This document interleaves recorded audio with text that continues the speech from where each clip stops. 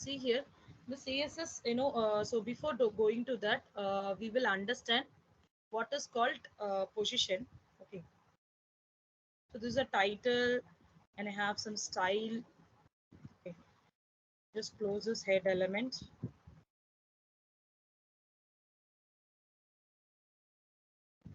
And here it is a body element.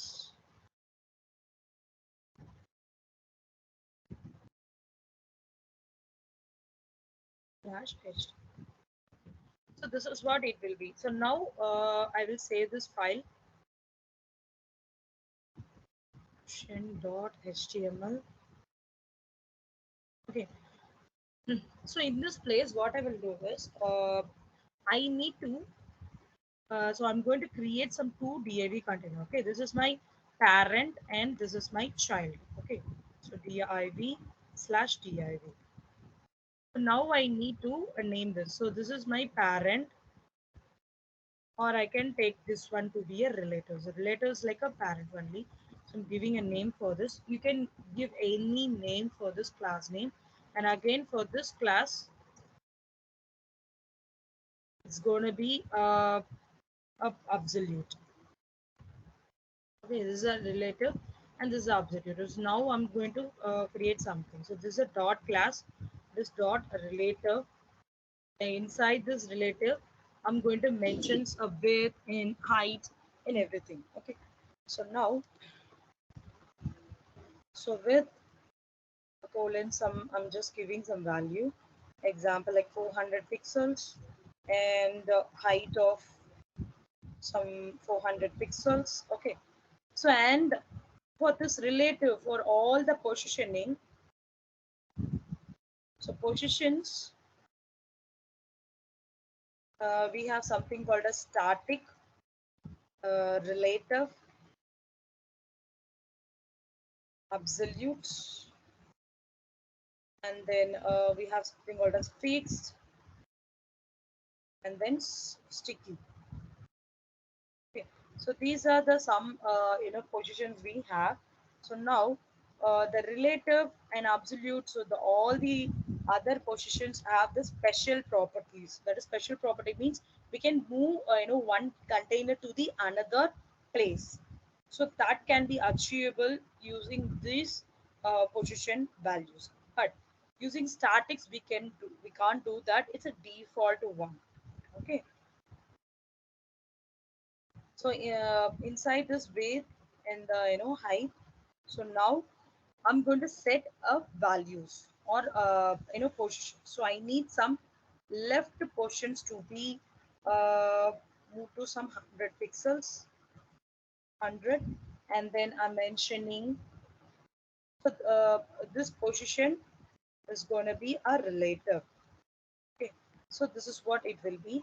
And the next thing is dot absolute.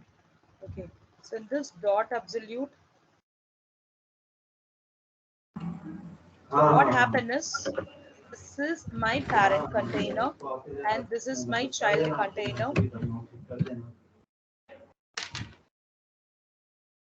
So this is my parent container and this is my child container. I'm changing this to be 100 and the height to be 100. And I want left to be some 50 pixel move towards from the parent container, and the top should be some 50. Okay, and here what we need to change this to be an absolute. And now we will check.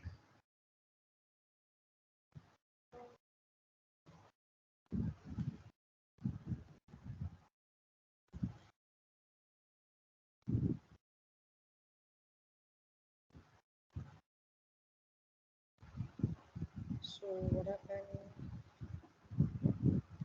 Okay, we can also give some background color or border. Okay, so whatever it may be. So border I didn't tell you what is border. So as of now, I'll give the color.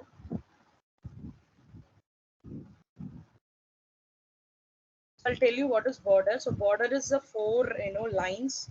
We can create a border for the container. Okay, for that we are going. So first we need to mention the width and what is the style and a pixel values. Example, this is the width of that border line and the style. And style I'm going to use solid. And after that, I need particular color. So I'm just giving it as a red. Okay, just copy this. Here also I'm mentioning a border as blue color. So now we will refresh and check.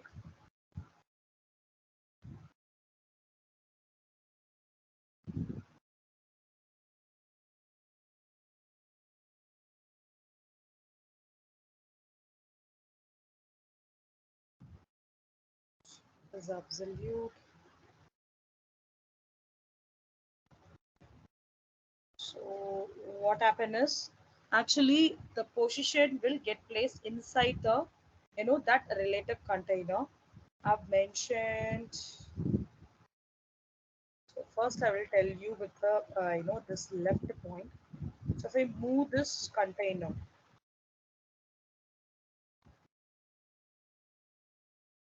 mention some pixel value here.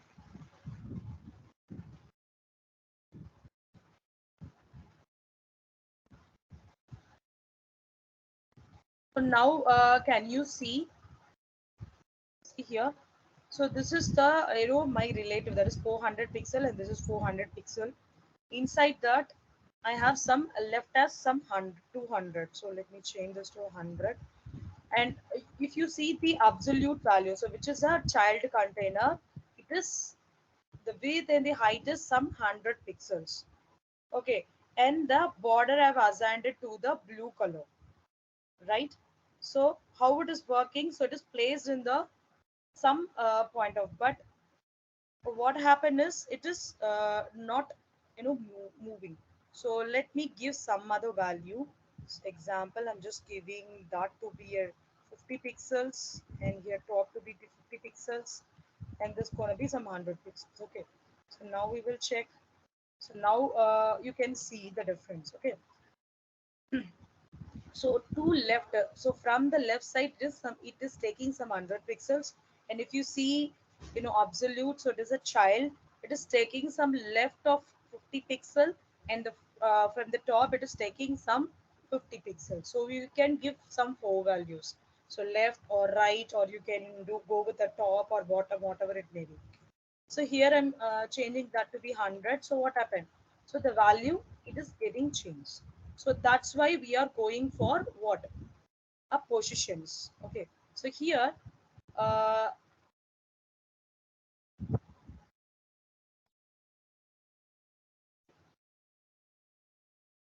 so here in the keyframes, what happened is here I'm setting this to be a position relative. That's to be a parent, and for this, for the animation name and the duration, I need one particular things. So if you want to create an animation, then what I have to do is you need to write a query that you need to mention art and the keyframes. Okay, so you need to, if you want to create an animation, then go with the art keyframes. Okay, so using this art keyframes, you need to mention the name for a keyframe. Okay, so see here how it works. So in this 0 percentage, the background color is red, and it is in the left 0 pixel and the top is 0 pixel. Left and top means it will be at this some point. Okay, it will be at this point, right? And after the 20 percentage, where you should move, it should move to the left of some 200 pixels of this particular point. Okay, then it will come down to the 200 pixels this place, and it goes on like this. It will be moving. So there is top left, and it will move to the top right and bottom right, and it goes to the like this. So it will be moving. So to make it functioning, so what I need to do is you need to give the animation name to be the example. So you can give whatever the name you want, and the duration, animation duration. So what is animation duration which you are going to give? Okay, this is how it will be. So let's check the output. So see here, This is how it will be moving. So if I change some values here, so I can also change the name. So I'm giving something like an image, copy this.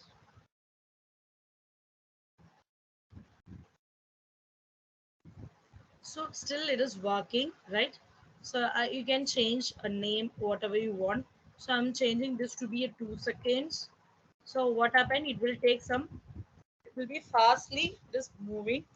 And the third, you can also change colors. And if I give something just to be some 50 pixel, what happened?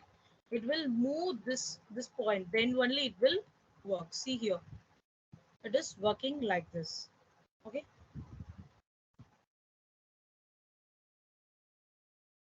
simple. So this is called as a keyframes. And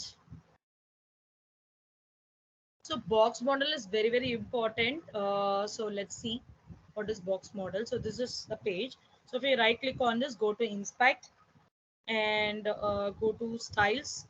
If you go here, you can see a text box and the padding and border and margin. So let's see what all these.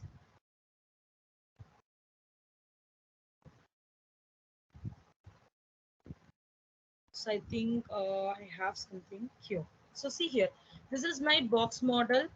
Let me run this coding. Okay, so this is a box model example.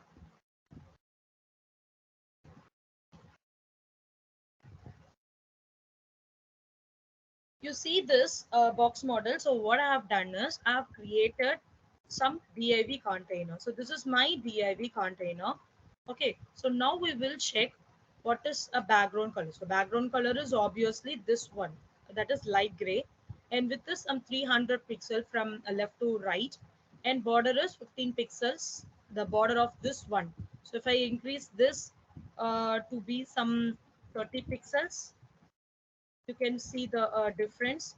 And also you can change the style also. I'm giving a dashed style. So just refresh this. So it is in dashed. And if you change this to be dotted, yes, it is also working. Okay. And if I change this to be groove,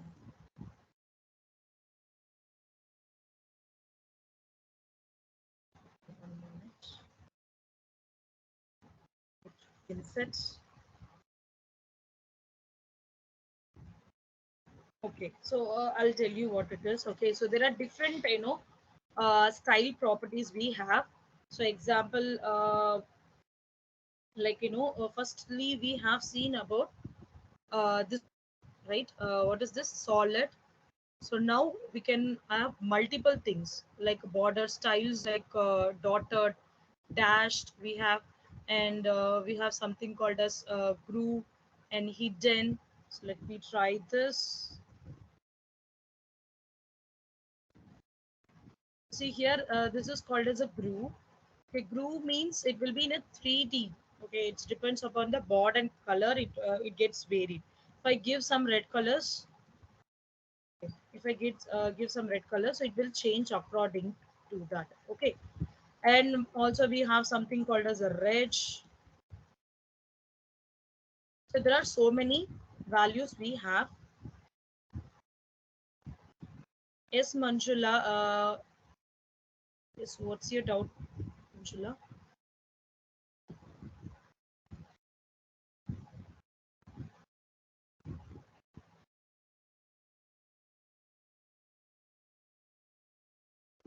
You can also turn on the mic and you can ask me. No problem. If you have any doubts, you can ask me. Okay. Okay. Now see here. In this place, what happened is I've given some width and everything is mentioned. So what is called as padding and margin? So the space between the text and the border. So I'm increasing this value to be 100 pixels. So what happened is the space between the text and the border, it got increased. Okay. if I have one more container, okay, let's take for an example. I have one more container. Let's copy this. Okay, and I'm giving a class name. So class name to be A. Okay, and just come down. This class is going to be, okay. So I have two classes here. Just go up. So here I'm just changing this to be a dot EA, and I'm creating a dot B here. Okay, inside this dot A and dot B, just copy this. I'm going to use the same borders and everything. But see here, I have a margin. So margin means a space between the elements. Okay, let's see. So I'm giving here a top margin top, sorry, bottom to be some 20 pixels, or I'll increase this to be a 50 pixels. Okay, so let's see what happens. I'll just refresh this page. Here, so there is a space between this two elements, right? So I'm just mentioned just 500. Sorry. So I'll make it as a 50 pixels. You can see the space between this container and this container. So this space is called as a margin. If I'm giving some value to be a margin of 15 pixel, what happens is here, this side you don't have any spaces. If I refresh and see, you can see some 50 pixels at the big foot. So this is called as a margin, and this is padding, and this is called as a border, and what is a content. So now we will understand what is called as a box sizing. So box sizing, an interview question. Okay, so here in box sizing, we have two options. So one is called as a border box. The another one, it is called as a content box. Okay. So we have two box sizing. So now you go here. Okay, the same thing. Okay, what I mentioned here, it is 300 pixel, and here it is 300 pixels. Now I'm setting this to be a box sizing of some border. I'll change this to be a content box. Okay, and I'm changing this to be a box sizing of a border box. Okay, there are two sizing we can see. So now I'll refresh and check what happens. What happened is my content gets changed. Why? Because if you go and check, so right click, inspect. If you click on this particular box, okay, just click on this particular box. So what it is showing is all about. So it is showing some different values. Okay, let's go with.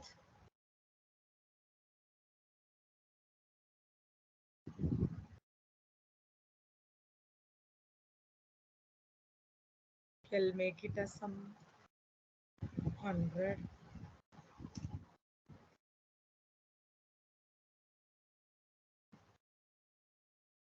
I'll also change this height as well. Height is 100 pixels.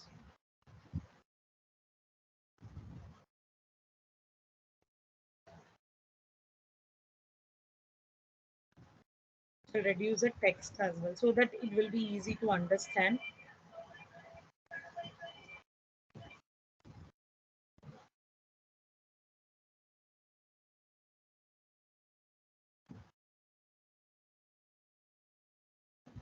So now I just right click on this, sorry, go to the inspect.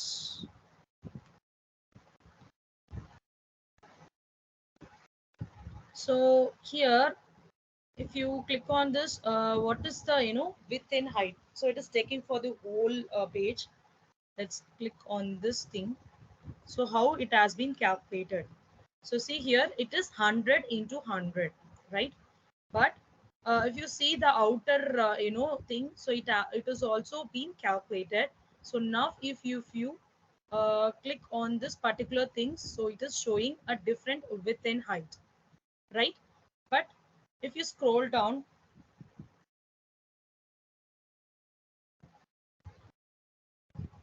so you can see inside this, there is no width and height has been assigned.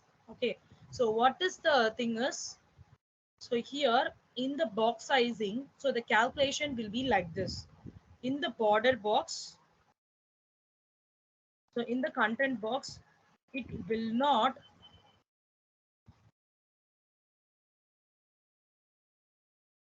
I'll consider this to be content box. So in this content box, what happened is,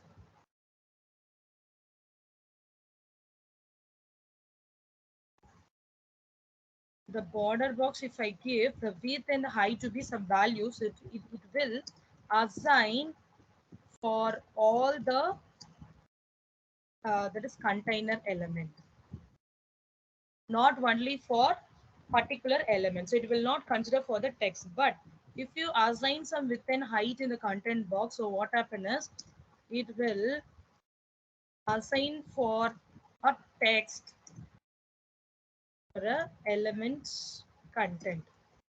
Okay, so this is a problem. So whenever students are trying to create a page, so mostly they want to go with the box sizing of border box, then only it will work. Okay, so this is all about box model. And display, we already discussed about block and inline, but we have not discussed about a display inline. So let's just open this. I'll clearly explain you what is all about. So see here, here I have some three containers. Okay, like see here, first we'll go through. So this is my first container. Okay, this is for inline I have created, and this is for inline block. Okay, and this is for display block. So now we will check how it works. I'll run the code.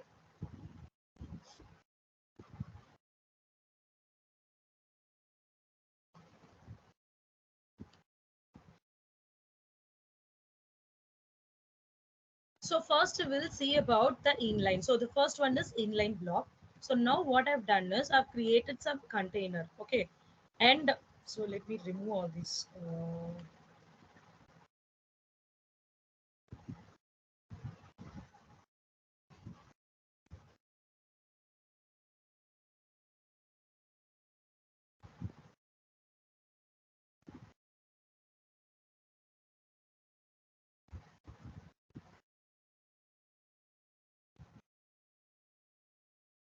Okay, so it is very simple. So we can do it. So the first one is called as a span. And means what? It is called as an inline element, right? So now I have given a class name, same class name. Why? Because I'm going to apply the same background color and same border for this. So I have mentioned it as a class A. Okay, so for these both A. So now if you go up for the span element, okay, for the span element for the dot A class, I have given a display to be inline. Okay, and I have assigned width and height for this 100 pixels, and the padding also some 5 pixels. So the space between the text and the border, right? And the border also I've mentioned it to be blue color and background color to be yellow. So what happened in this scenario? In this scenario, it is not assigned any height. So did it take any height of 100 pixel? No. It is not accepted the a height of 100 pixels, right? That is called as a display inline. Display inline, what happen is it only accept the so it will just take the values of the text. If I give some values like this, example, if I go here and I'm giving some text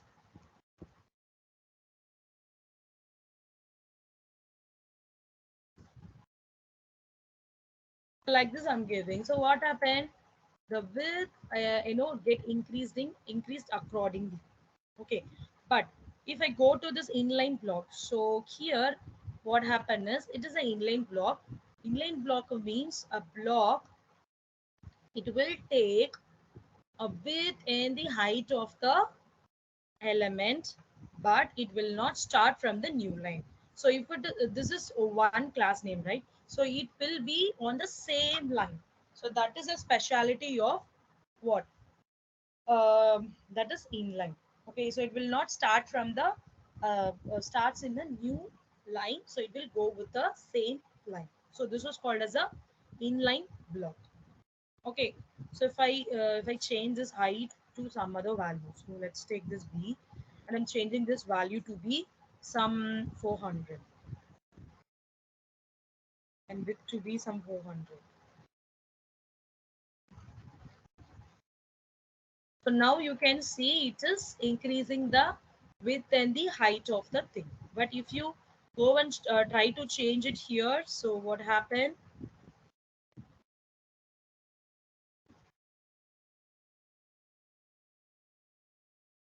Nothing is reflecting because it will not consider the width and the height.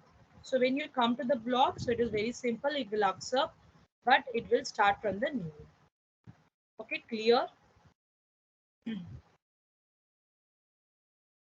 Okay, now we'll move on to the flow. So what is all about flow? So if I have some text in the images, I want that to be in the left side or right side, then I can go with the display of float or left.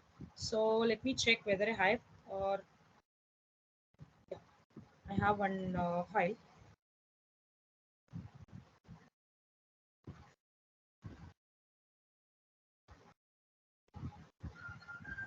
for each and everything. I can't read right. So see here.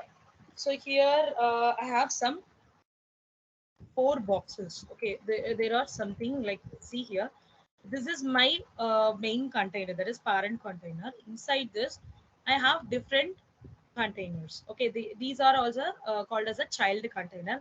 I have some four child container, 1, 2, 3 and 4. So four child containers are there. So now you go up.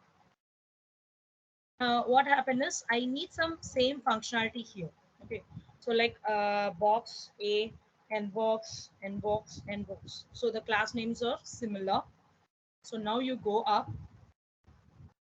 So this we already know. So this is called as a universal. So if you're going to apply it for all the elements which you have, then you can go with the this star. A star is universal. So this box sizing, I'm going to mention in it as a border hyphen box. Okay. So the next thing is box for all the div container, that is class name is, I'm mentioning it as dot box. So now what happened is for all the boxes I'm going to set this a value to be a float left. It should be flow, it should flow in a leftwards. Okay, so for that I have mentioned it's to be a float left, and here I have mentioned 25%. Why? Because so let's take for example I have 100%. So our zoom level and the space is like 100%. If I have one column, so I can specify it to be in 100%. So if it is a two column, so what it will be, I'll be mentioning it to be a 50%, so that one column will occupy 50 and the other column will occupy the another 50, right? And if I have some three columns, so what happened? So again, so it is divided by 3. So 100 divided by 3. So what is the value? So we'll be getting that. And for the fourth column, we'll be getting some 20, right? So 20 or 20%. So it goes on. So now here I have four columns. So that I have mentioned it's a 20 percentage. Okay. If I want it to be that is like 3, then what I will do is I'll just divide by 100. So it is something called as 33.3, right? So like this it will be. You can see only the three columns has been displayed. So it is floating leftwards. If you want to mention margin also, you can also mention that. So I'm giving the margin to be some 10 pixels. You can see it will be placed in this way. Okay. And so in this particular thing, what happened is all the child elements. These child elements has been placed in the clearfix class, right? So this is nothing but this is called as a pseudo elements. So if you there are so many we have different cases like after and before, first line and the first letter. So we'll see that what it is. Okay. So in this, I'm just mentioning my content to be empty, and I want this to be a clear both. The clear both means it will assign values. It will be both a left and the right, and the display is going to be a table. Okay, so let's take for an example. Okay, I'll consider this to be a class A. I'm giving this to be a first letter. So I want my first letter to be a font size of something like 70 pixel, and I want that to be a font color should be red. Now we will check. So see here, this first text alone, it is changed to the this particular color. And also you can change the first line also. The first line has been changed like this. So this is how we will be doing using the pseudo elements. Okay, so now you have understood what is float element. Okay, if you have any questions, you can ask me. And if I remove some two DAV containers, or what happened is I need to change this value to be some 50 percentage. Okay, so like this it will be. So if you're not giving any padding, then it will consider to be a 50 percentage according to the width and height. Clear? So next, what is called position techniques? Yes, we already discussed about relative and absolute. Now we will go with the sticky and fixed position. Okay, so how we can create a sticky and fixed position. So let me check whether I have an example for that. Uh, okay, I don't have. So let's create an example for that. So let's go with the position which I have created before.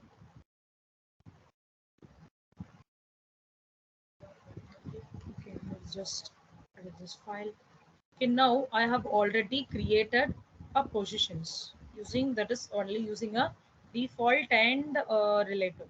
So now what I'm going to do is I'm going to create it using a position fix. The position fix is nothing but if you want to assign some text to be placed in somewhere at the top or the bottom, but it should not move anywhere. It should be fixed. It should be in a fixed mode. Then we will go with the what position fix. So we'll see how we can create it. So let's say for an example, I'm creating a container. The class, it is fixed. Just closing this container. Okay, just go up here. I'm giving this to be a dot fixed. So inside this, I'm giving a position value to be fixed. Okay, and then I'm giving a bottom. So I want that container to be placed in this place. So it should be a bottom and the right should be 0, right? So I'm giving this to be 0 and the right value is going to be 0, and width is some 300 pixels, and the border value is 3 pixel solid, and I'm giving some values. Uh, let's take some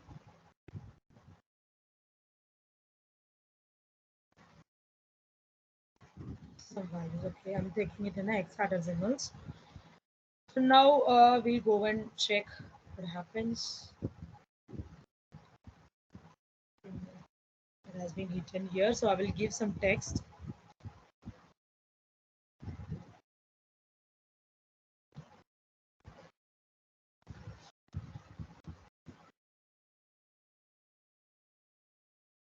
I'm giving that.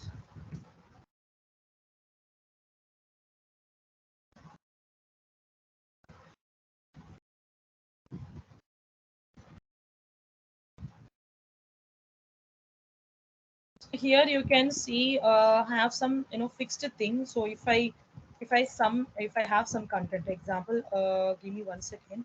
So let me get example. Just copy this.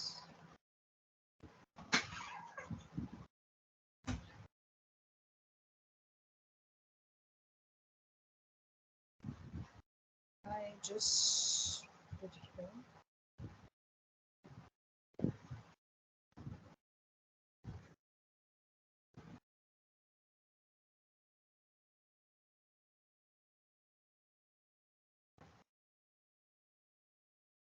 So I need more content.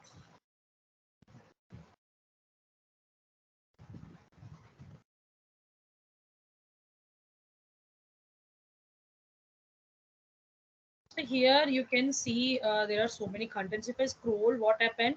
So that particular box, it has been fixed in the same place. It is not moving at all, right?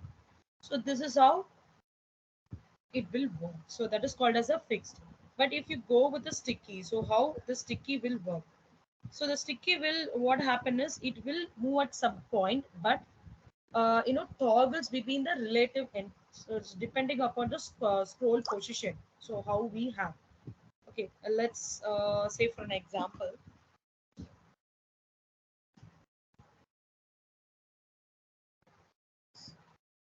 So I'm taking the same example.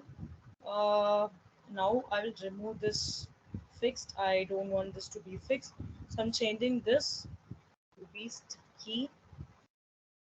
Just go up here.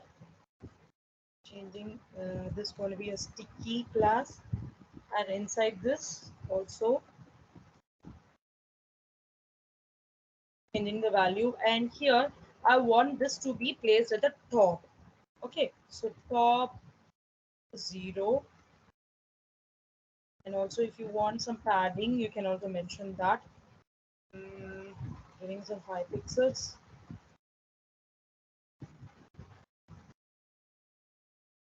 So here you can see the same thing, but what happened? It is scroll at some point, right? So if I increase this value, 50 pixels, so it is in some place, okay, but it is somewhat scrollable at some point. So that is called as a sticky.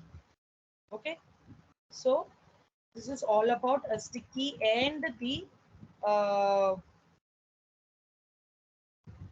relator. Okay. So now we will.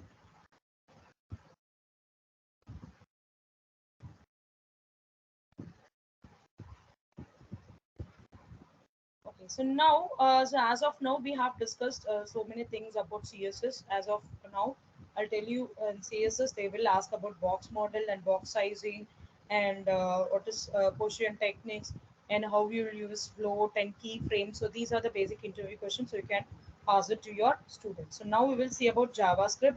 So what is about JavaScript? So JavaScript is nothing but it's a client-side scripting. So it is basically from Java only, but it is designed and developed using a Netscape in 1995. Okay. Um, what is the specialty we have? So actually, this is also a case sensitive thing, but it is a lightweight object oriented programming. So we'll see how it works. Okay. So see here, this is a client side scripting. So example will first understand so what are the things it can do, what it cannot do. So in JavaScript, so we know it is a client scripting language, right? Okay, this is client scripting. So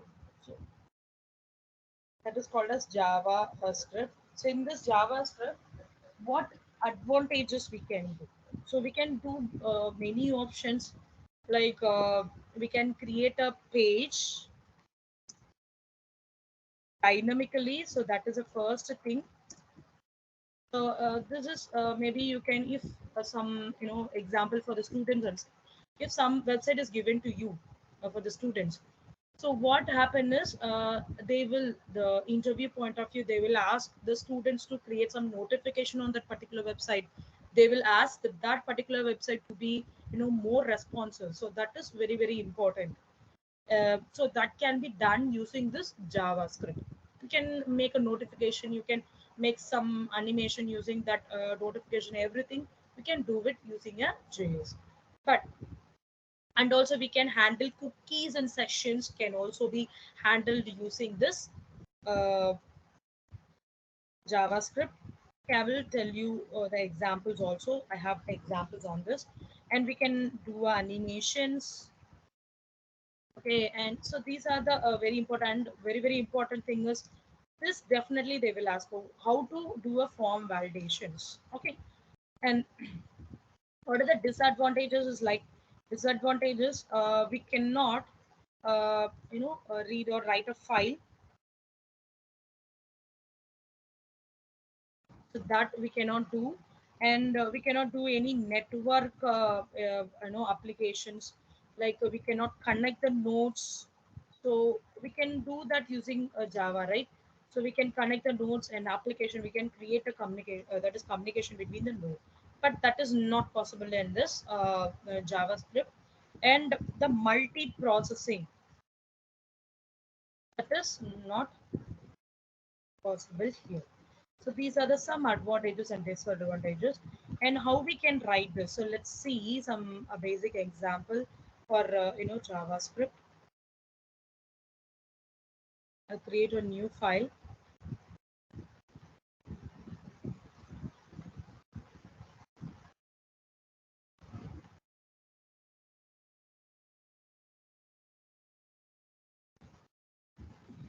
I'm saving this file to be .html. If you are going to use it as an external only, you need to mention .css or .js file. Okay. So inside this, I'm giving doc type HTML. Okay. HTML, the same thing which will be followed here as well. But you should know where we are going to insert the that is JavaScript file. So head, body element. So inside this body element, so how we are going to place the JavaScript files. Okay. So first, if you're going to insert the JavaScript file, we need a script element. So using this script element only, you will be able to insert the JavaScript code.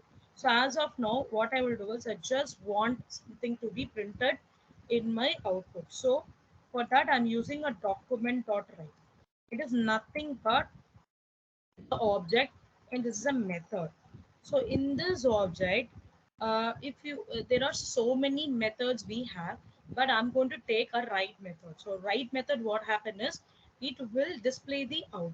For that reason, I'm using this document.write. So inside this, I'm just giving some values. Okay, uh, this is a JavaScript code. Like this I've given. So now we'll go and check the output. You can see the text has been displayed here. So text is not visible. Uh, which text on notepad or what? Let me increase the size.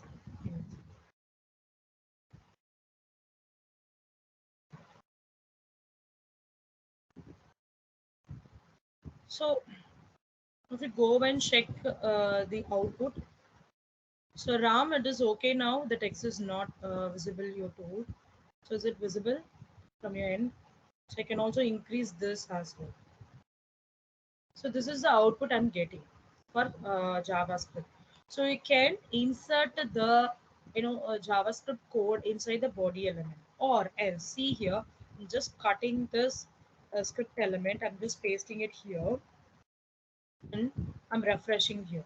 So what happened here? Also, I can see the same output. So what you can do is you can either can you can either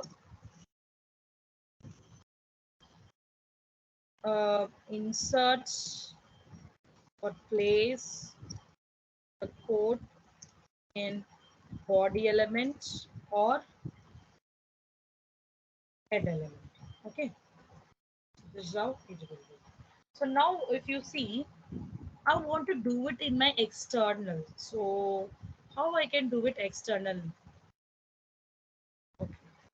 So now how I can do it external? So just go new and create a new file, save as. Again, I'm saving this file to be js.js. Okay, so save this file, just replacing this file. And what I will do is I don't want to give any style element, just character way. You can give document.write and remove all these things.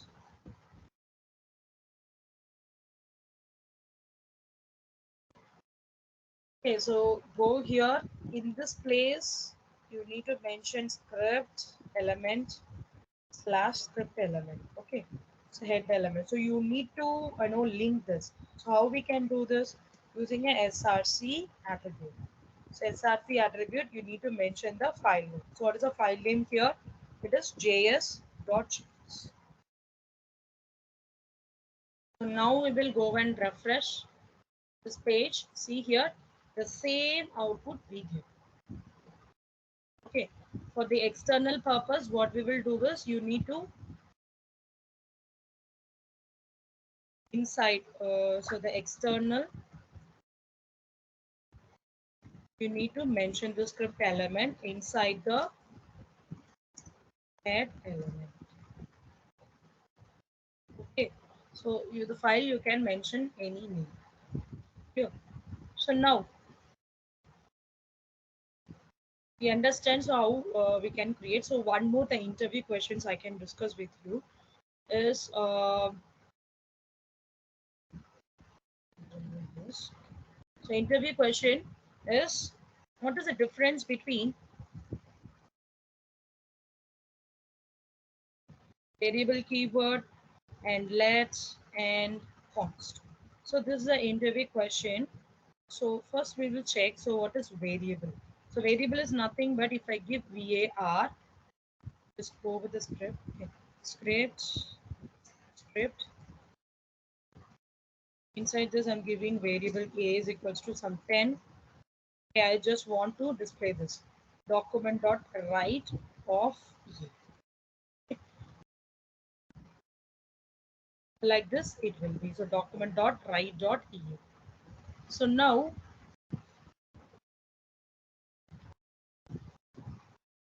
we'll go and check the output. You can see the value is 10. So what happened is I'm trying to redeclare this value. So redeclaration. So how we can do the redeclaration? Yes, it is acceptable. Declaration is acceptable in variable keyword, and a is equals to 12. Assignments. You can say assignment or assigned value.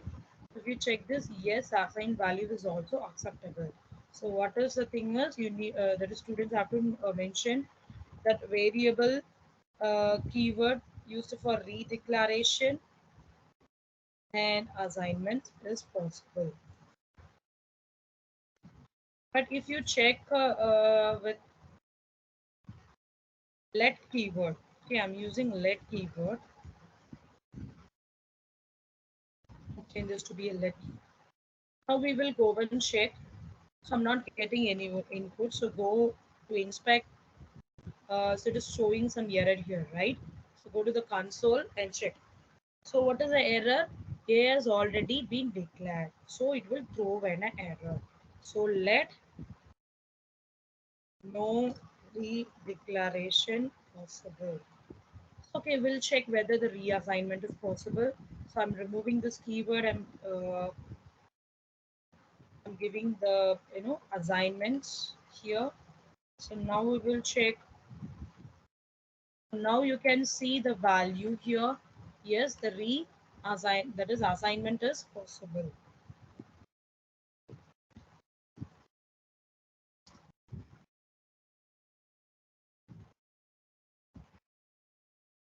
Okay. and what is called as const keyword.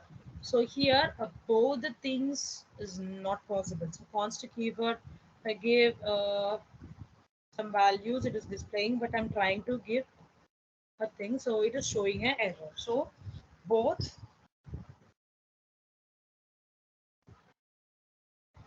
the declaration and assignments not possible. Okay, so this is all about a variable keyword. So now we will know what are the data types we have. Data types also they will ask many questions. So what is data types? So in data types we have two things.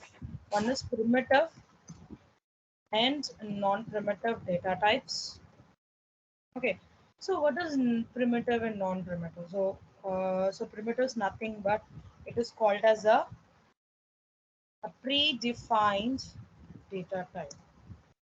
Predefined means it is already defined while we are creating a Java. But non-primitive is a customized one. Customized means it is created by the developer. So after knowing JavaScript basic data types, they have created some customized thing. So that is called as a non-primitive data types. Examples are, I can tell you,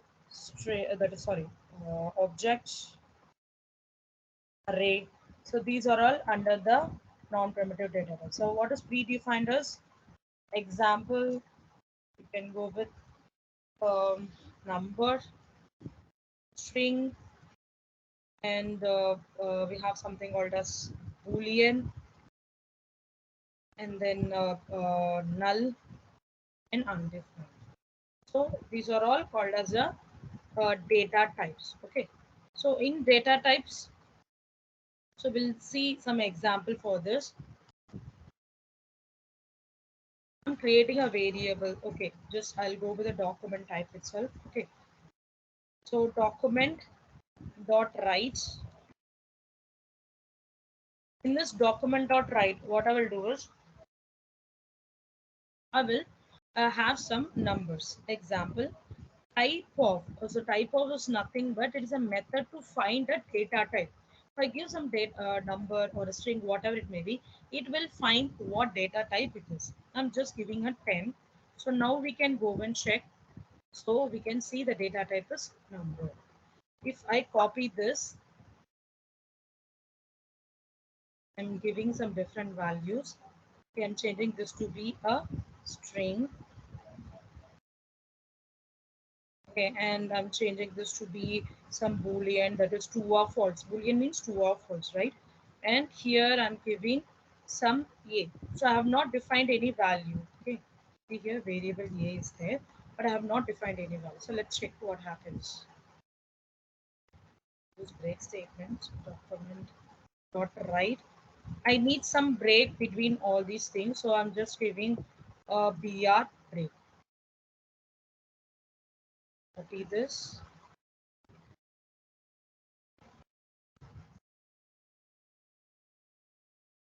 Now you can see some different values, right? So it is number, this is string, and this is boolean, and this is undefined. Okay, I have mentioned number, this is a string, so it is showing as a double quotes. If you mention any value within the double quotes, it is considered as a string. And the boolean is nothing but if you mention anything like true or false, whatever it may be, it will show the value to be a boolean. Okay. So this is all about a data type. So I have not mentioned any value. So if I mention any value, it will show that particular value, right? So it is number.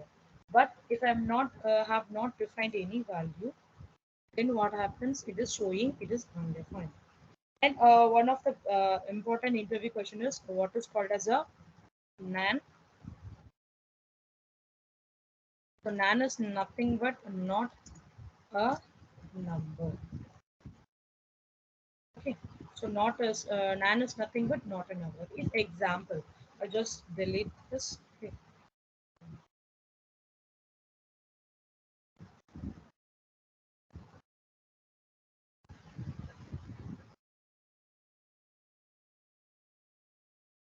What happened is now I will tell you what is now. So I'm creating a variable.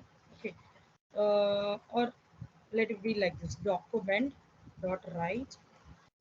So inside this I'm giving some values. Example, I have number. Okay. Number plus I'm adding some string. See here, this is my number and this is my string. So now we will check the output.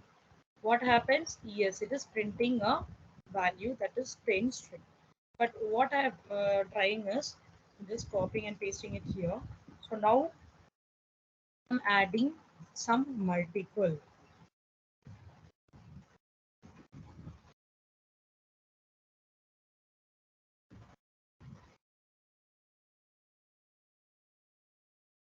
Now you can refresh and check.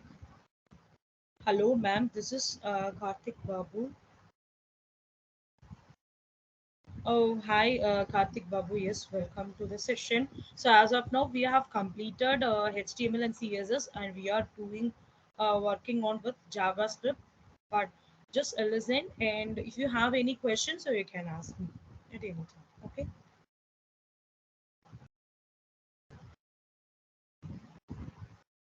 And also, I'll share you the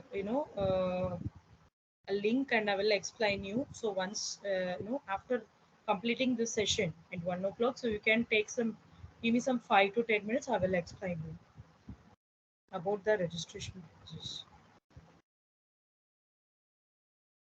Okay, if you go and check, just refresh and check, so you can see it is showing it's a not a number because plus is nothing but it's called as a concatenation symbol. We can add a number and the string values, but we cannot do anything using the other operators. Example, let's see. I'm just changing this to be plus, minus, divide,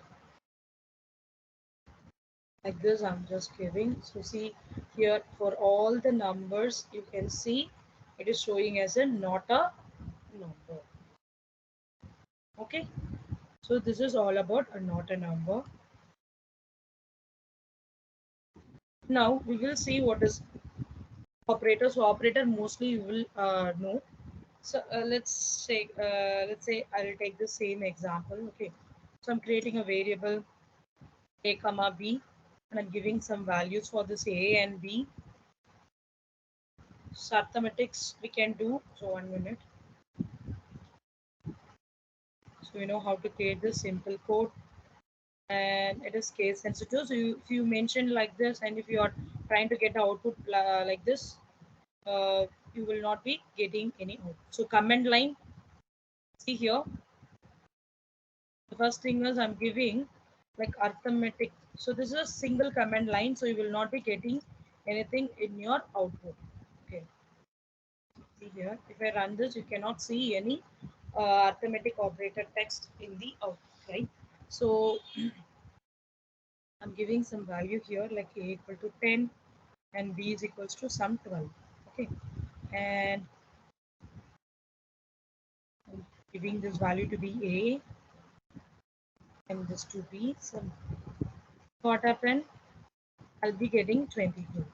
And if I'm specifying this to be in a multiple command line. So multiple command lines means you have to mention like hash star and star hash. So I'm giving this to be something called as assignment, or let it be like relational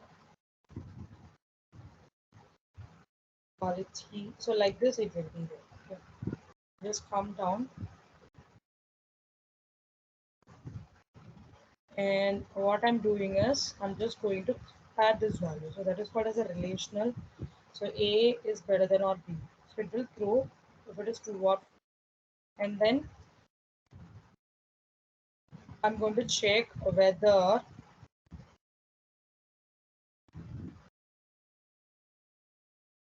this is also one interview question.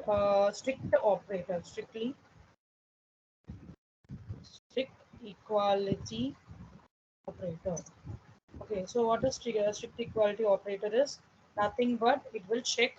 So if I have A is equal to some value I have given, now see I'm giving the same value but within the double quotes. Now we will check how what will be the output. See here. So for this one, A is greater than B. No, it is false. So see here, A is equality. So equality is nothing but A is also 10 and C is also 10. Okay, but it is in a string. Okay, so it is mentioned as a false. But if I use this, it will not check the type of operator. Okay, that's very simple. And now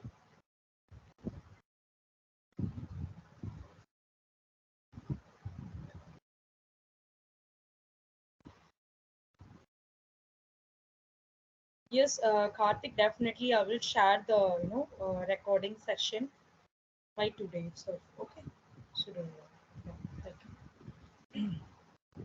Give me 1 minute.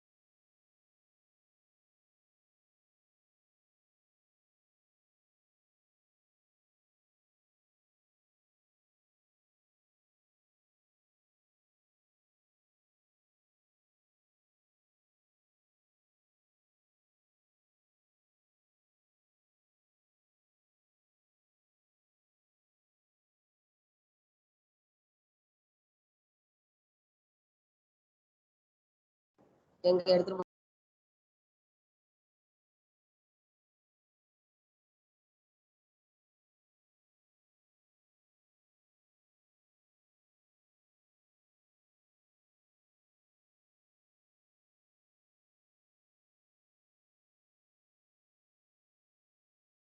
Okay, thank you so much for staying connected. So now, so we'll see next thing.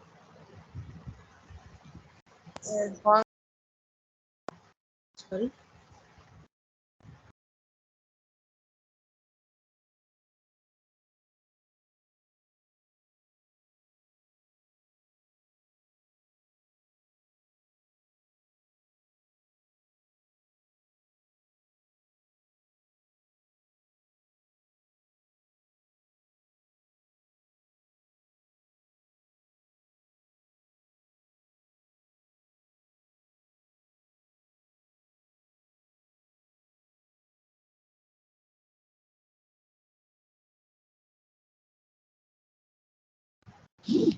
Okay, so we know what is command line and use, and how to enable the JavaScript in browser. So it is very easy task. So if you go here, the browser itself, you will be having in the settings. You can check the options.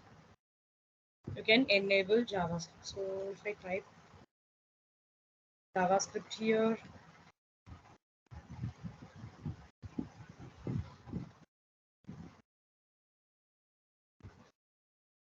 see here, so like this it will be there. So you can see how you can do the settings. Okay, and so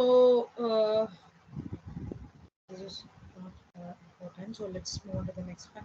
So this is a placement, so which we already discussed in about the head session and the body session. So now it will be about handling the HTML events. Okay, so I have some certain examples. Who's this? மேலே பார்க்குறேன்னு என்னென்ன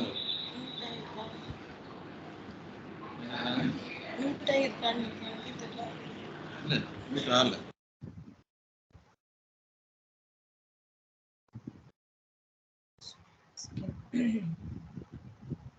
Okay, let me show some example for this. For the HTML events, we have different events. Example, I can say you. Uh,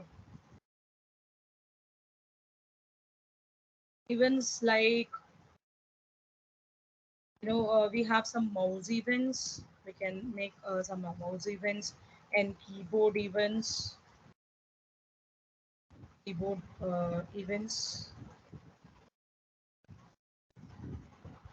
and also we have some called clipboard events, and also we have some drag events, form events. So there are so many different events. So we'll discuss how we can handle these events easily. So I have some examples, so let's check that first. Before that, I will show you the simple coding, how to create a events.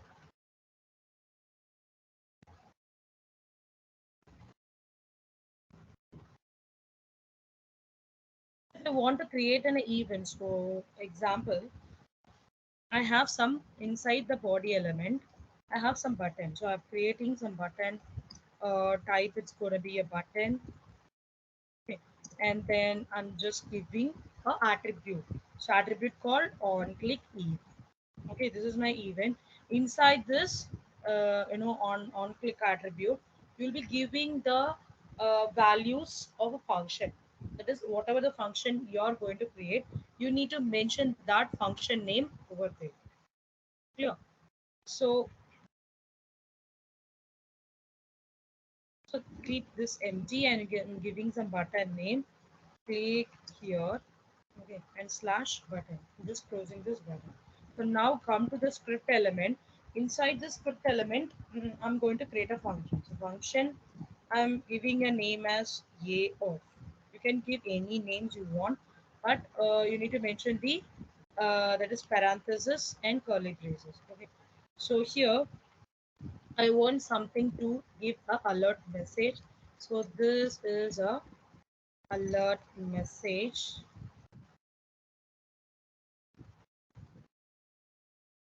So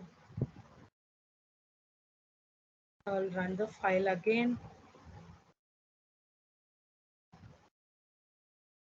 So here you can see a button. Wait a minute. Yes, I have not given the function name here, so it's not displaying. So a of, just click on this.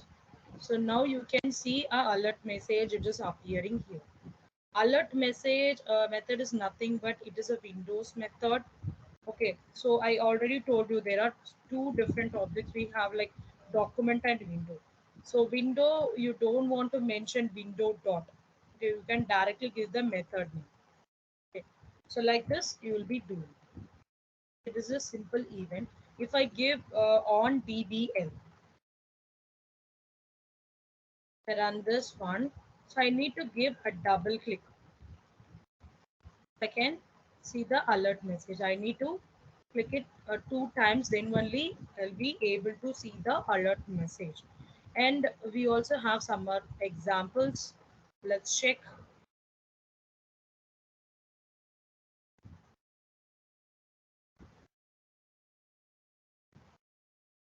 Okay, so first we'll see about a click event. So already we know what is click event. So we'll go with the focus event. So mouse events also we have. So open this.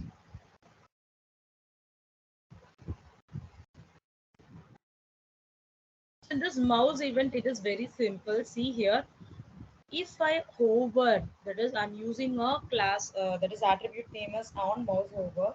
If I do that, some that is overing on the events text, then it will show the alert message. Or I can change this to be a confirm method. Now I will refresh and check. So not this file.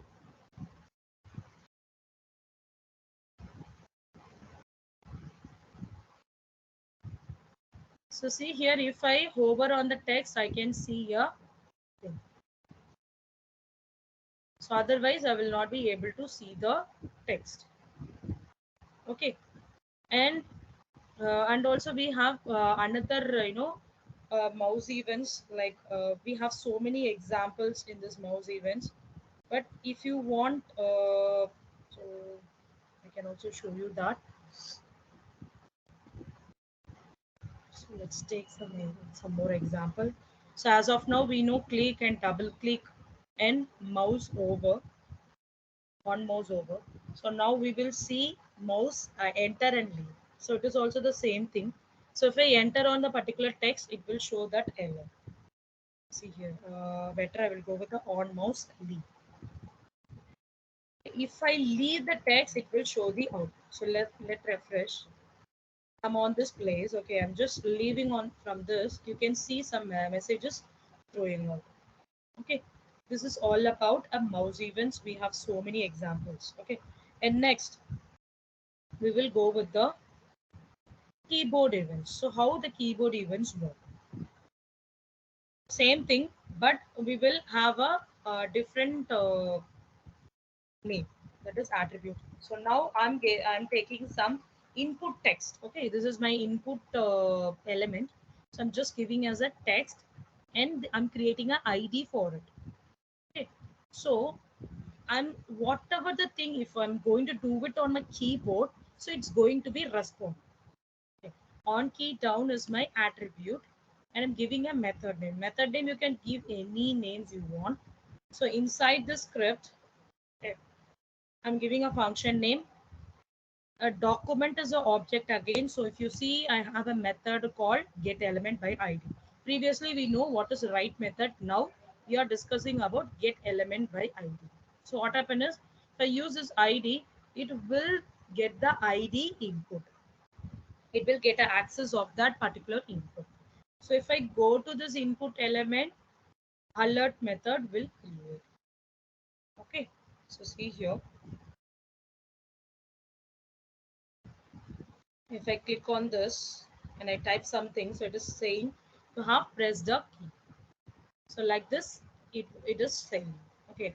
So and also you can go with some other keyboard events. So that also we will discuss. So how we can have some conversation with the keyboard event. So example, let me take on keyboard press.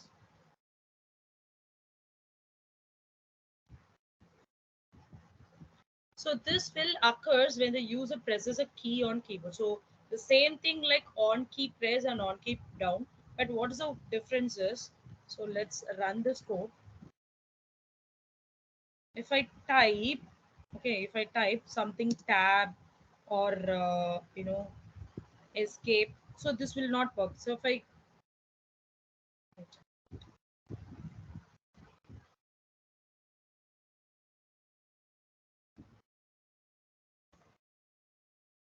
so if I click on some particular character, it is working. So if I use some escape, so I'm clicking on the escape key, that is key on my keyboard, but it is not showing any output here. But if I click on some paragraph, it is working. So that is P, it is working. And if I click on escape, it is not working. And if I click on enter, it is working. You see, if I click on shift button, it is not working. So these are some things of which it is not displaying an output. Okay, and what is about a focus? Okay, so we'll see what is focus.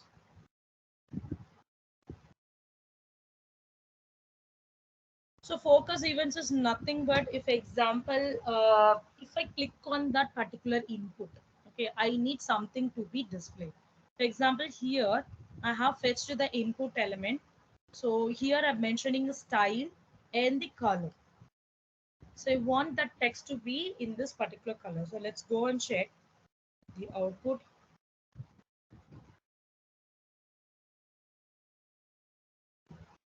Sorry, just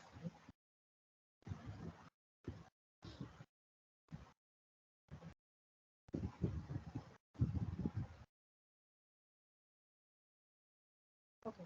So if I click on this, you can see my characters are in some different colors. If I, I can also change that background also. Um Backgrounds, the aqua. Then if I click on this, you can see the background color has been changed. So that's how we can do it. Okay.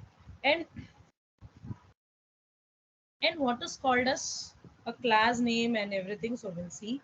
So next is, so how we can handle the HTML events. So what is DOM actually? So DOM is a document object model. So you can see in this picture, so each and every elements has been assigned as a object. So it is considered, the documents is considered each and every elements to be an object. It will call the element as a object. So that is the main functionality of this DOM. So JavaScript can access all the elements in a web page, making use of DOM, that is document object model. So how we can access the elements? So we can access like this. You can go with the ID, or you can go with the tag name, or you can go with the class name, or using a CSS selectors. Okay, so this is how you will be getting. So how we can do it? So I have some example for this. See here, we already know how we can get the element using the ID, right? So, uh, so we'll see about a class name.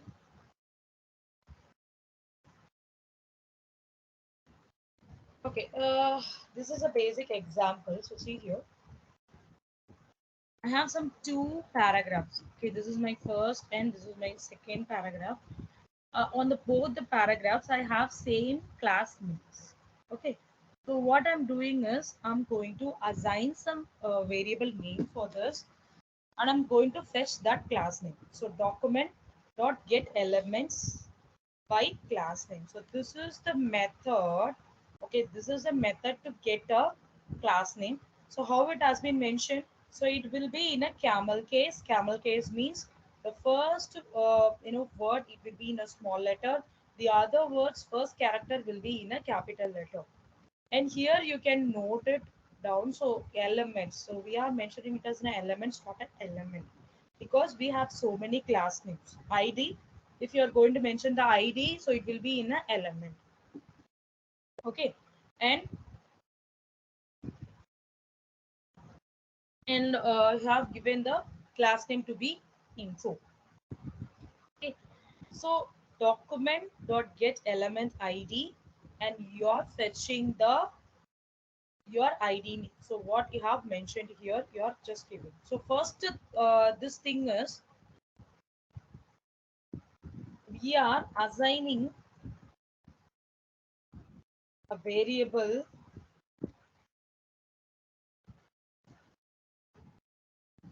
to get the class details. Okay, for that we are fetching. The second thing is, as we are going to display the values of a particular variable, that is x variables, we are going to display the value. So for that purpose we are using this data. Okay, and what is called as inner HTML? So inner HTML is nothing but this is used to change or display the values or a text. For that purpose we are using this inner HTML.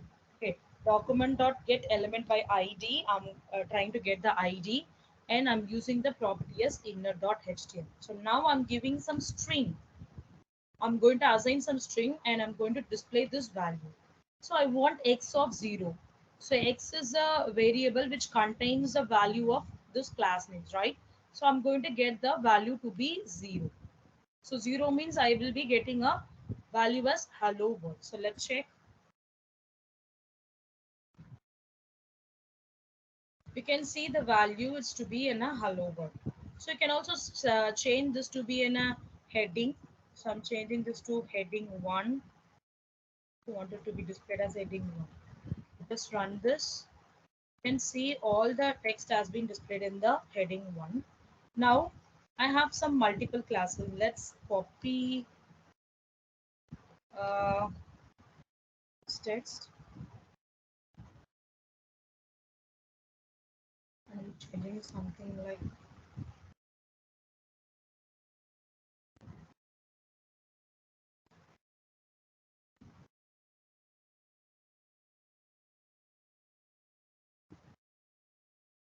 so this is day 1 and this is day 2. Okay, so let's refresh and check. I'm going to give the I want to be print. So this is 0. So it is an array, right? So array means 0, 1, 2, 3. So I want this day 1 to be displayed. So no, I want this day 2 to be displayed. So 0, 1, 2, and 3. So I'm giving this to be a 3.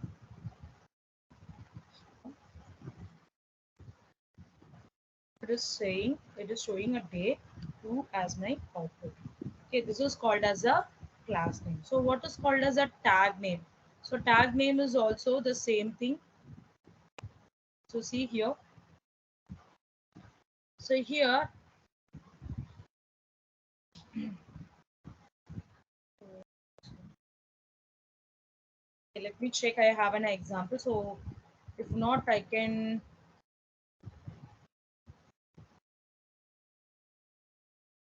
Okay. So I'll go with the tag name. So tag name is nothing but if I remove the class names here.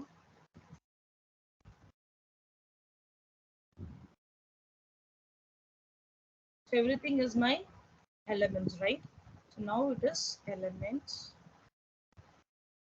Now I need to change something here. So change like tag name. Okay. And what is a tag here? It is paragraph. Same thing. And I've assigned to the element variable. So now I want one, so there is 0, 1, 2. So method to be displayed in the output. So I'll give 2 and want it in the heading. So let me check. So see here my method has been displayed here. Okay, the same thing similar to the class name, but you need to mention what it is a class or a tab name that you should remember. Okay, so this is all about. So if you're trying to make some highlights to your thing, then you can go with some CSS. See here, this is how it will be. So for example, let me try.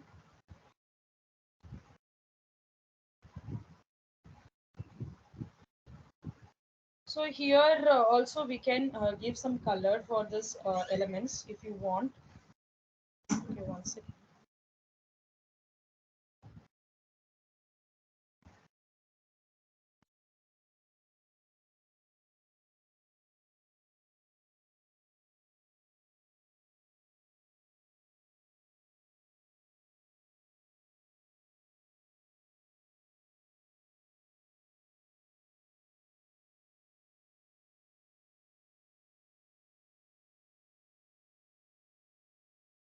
It is simple to create a colors. So example, we have the same thing. So let me take this heading. Okay, so H1. What I will do is I'll go with this ID, that is document dot its element by ID, and I'm giving some value for this. Example, I'm giving a name as demo.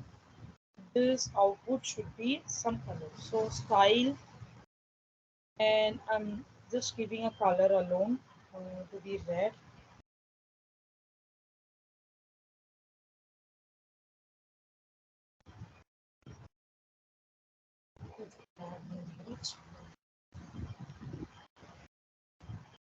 So here you can see the color has been changed, and also you can change the font sizes also. So let me tell you so how we can change. Just copy this here. I will be giving this to be some font family.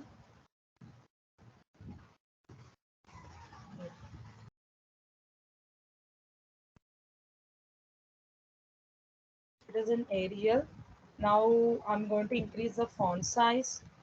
If I want to change the font size, what I can do is, so see here it should be a camel case. So font size and the value I want it to be a larger.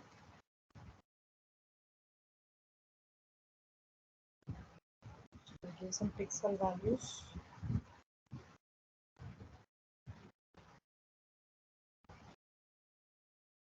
So like this you can give some styles. Okay. And the next thing is, what is animation? So how we can create animation? Yes, I have some examples for you.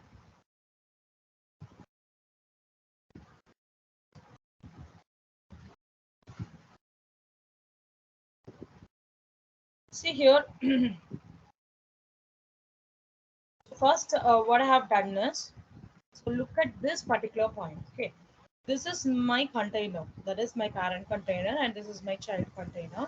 So now what I will do is I will set some value for this and for this also. Okay, so when I click and also I'm going to create one button here. If I click on this button, my the child element will move from one place to the another place. So that's how the plan is. So now if you go up to the my container ID, what I will do is I'm creating a width and the height, and I'm setting the portion to be an absolute. Okay, then giving some colors. I will change the color to be some purple. Okay, and this to be some pink. And I'm giving some 50 pixels, 50 pixels. And this is going to be a child, right? So I have mentioned that to be a absolute position. So if we come down, so this is all about, so I'll just hide this.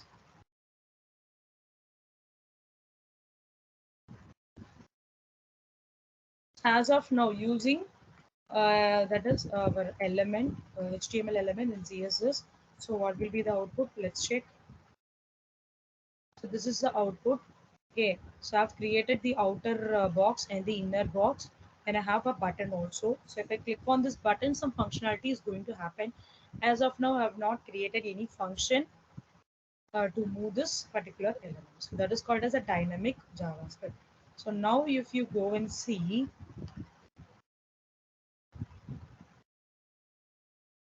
remove this.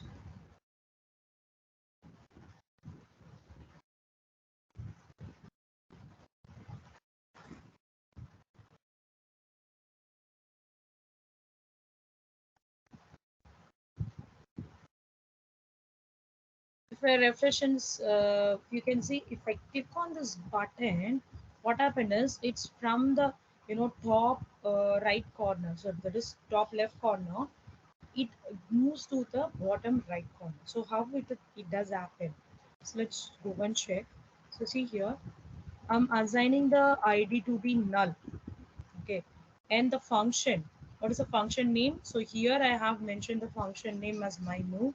So the same thing I have given here as well. Okay. Inside this, I'm going to code the functionality. First thing is I need to get the this container, that is our child container in this element variable. So I need to assign the element variable inside this.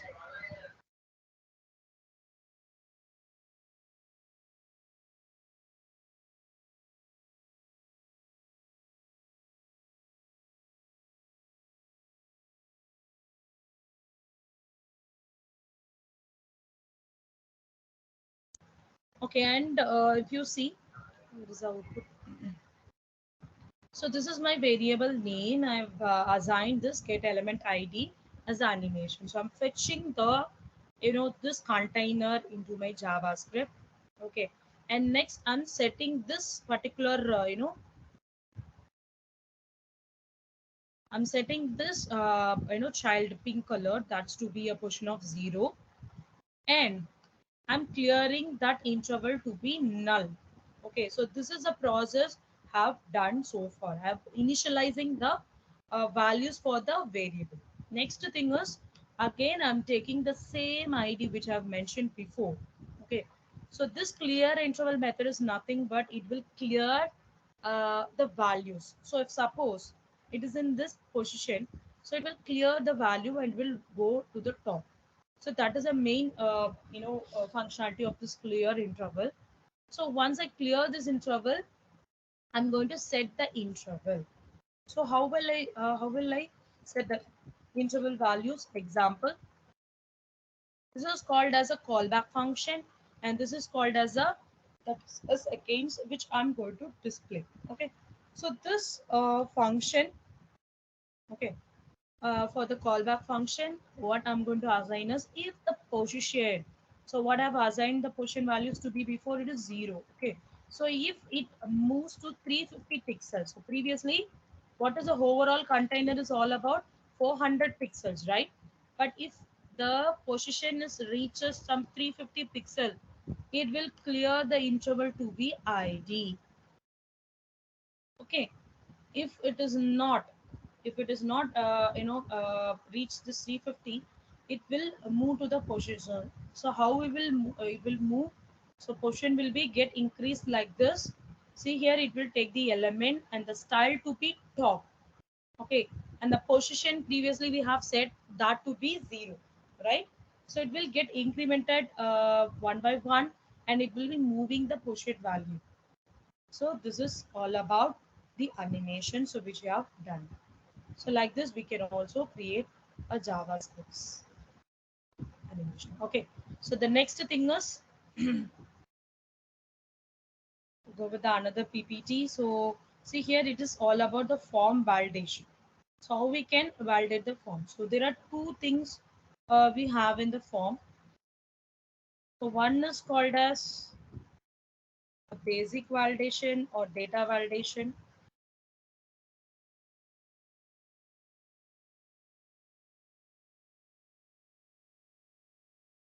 Basic validation means it is nothing called if that is checking a field is filled or not. Okay. And in data validation, it will check whether entered text is matching, enter text matched with the value. Okay, so this is what it will be checking. So first, we already know how to go with the basic validation which we discussed already on the forms. So now we will go with the data validation. Uh, Here I have, I think so.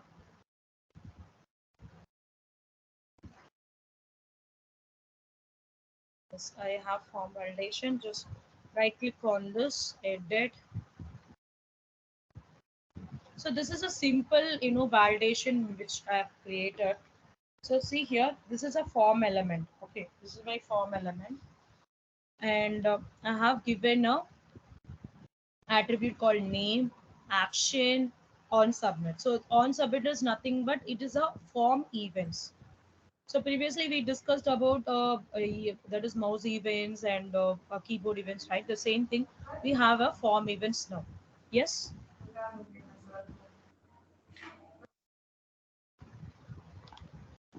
Any questions? Okay. This is called as a on submit event. Okay. So how we are going to do this? First, while creating a form validation, just create a form. Okay. here I have created an input text and then I have given a name and input type. Submit value I need definitely, because if I'm going to check whether the field has been having a correct values, then I need a submit button, right? Obviously. So I've created an input text and input submit. So now you know what is method and the action attribute. Now if you go up, so here I've created a validation, that is function name. So you can give any name you want, but here you need to give a return keyword. Okay. So first I will assign the variable for what? The value. I'm going to fetch the value of that particular form. Okay. So for that documents.forms,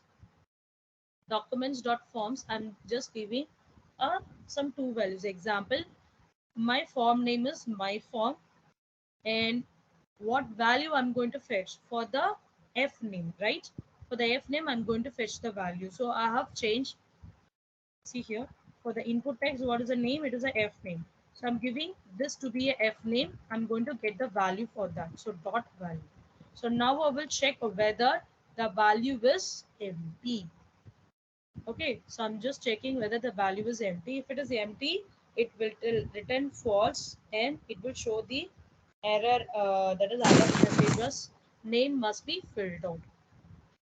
Okay, so let's check this and I will check with the last name. So if you run this, it is empty. I'm just clicking on this. You can see it is showing an error as name must be filled.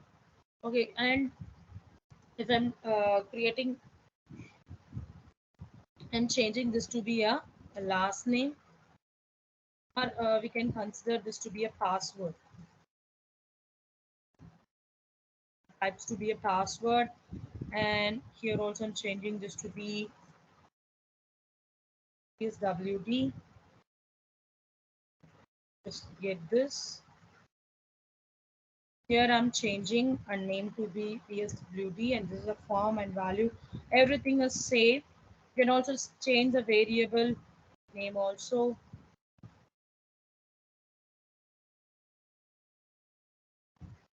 And you can change.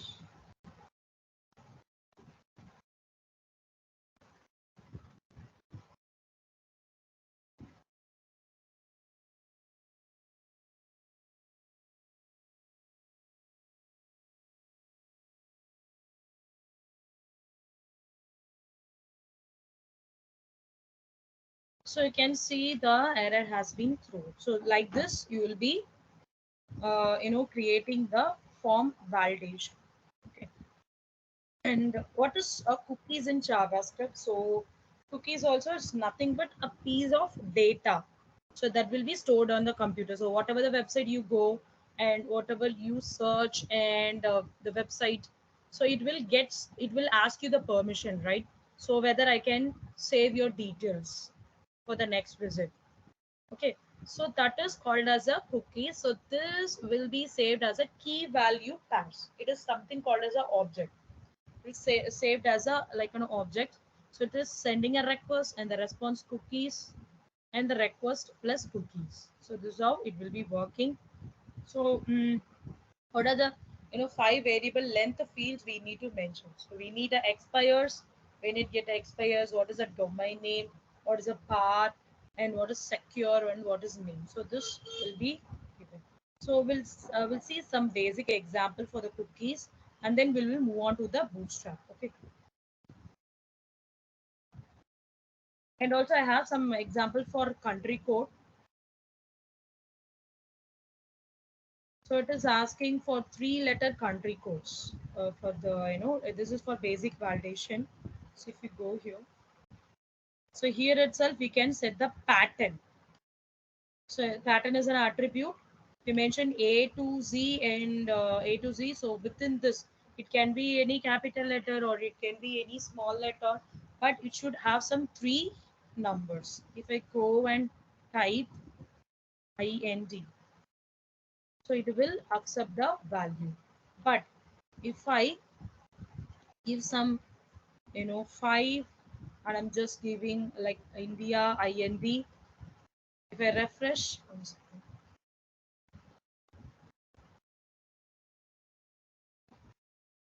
It is showing an error. So like this, you can also set the patterns. Okay. And now we'll see about cookies.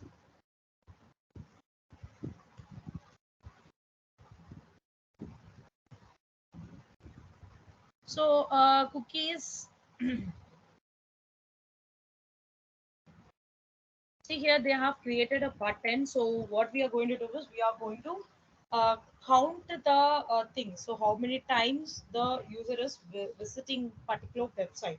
So that will be considered as a cookie. So cookies, we need some session storage and the values and how it works and type of storage. So it will be assigning the value. So let as of now we will check how it works. I click this, you can see the button time is 1. Click on this 2, 3. So everything it is taking the value. So like that, you can also do the cookies in your website. Because in the cookies, they will be asking in the interview point of view. So they should know, the student should know what is session storage and click counts, everything. So this is a basic example which I've given.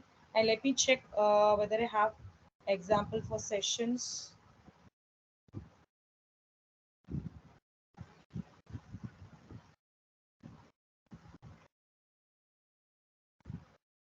So if you do this, what happens is it will add the session values. It will add the values. So this is between the client and the server. So that is called as a session and the cookies. Okay.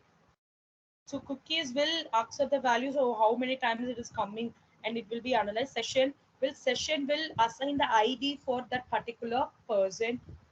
How many times is coming. So everything, the ID will be generated. Okay. This is all about the sessions and cookies. Now we will move on to the Bootstrap. So already we know what is Bootstrap. So Bootstrap is nothing but it is used for the mobile first site application. For that purpose, we are using this Bootstrap. And what are the things we are going to learn? So this to create a mobile first website, and we'll learn how to create a bootstrap and what are the various types of images we have, and buttons, batches, progress bar, paginations and drop downs, forms and utilities. Okay, so first whatever the frameworks we go, just we'll go and check the official website. I'm going to that official website. Let me check.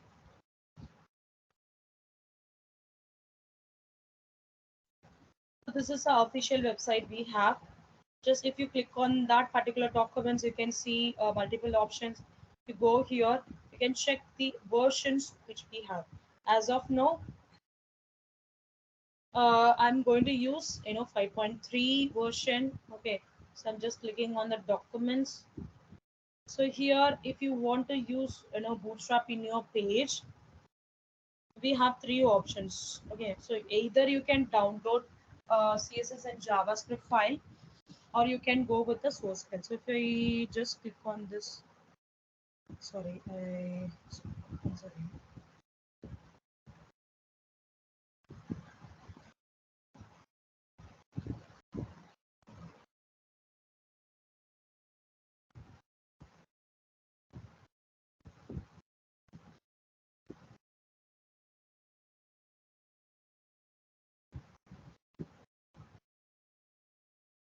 Okay. So this is the version which I'm going to do. So if I'm going to download this, I will use this particular. So if I click on this download, so it opens created as a RAR file. So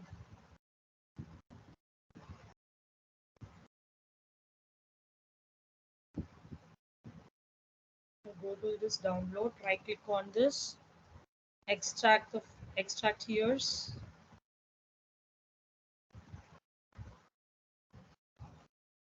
So here you can see the folder. So in this folder, what happened? I have two folders, that is CSS and JavaScript files. So here you will have multiple, style sheets that is in this particular folder. And if you go with JavaScript, so in this JavaScript file, I have so many minimized JavaScript file and also the normal JavaScript files. Okay.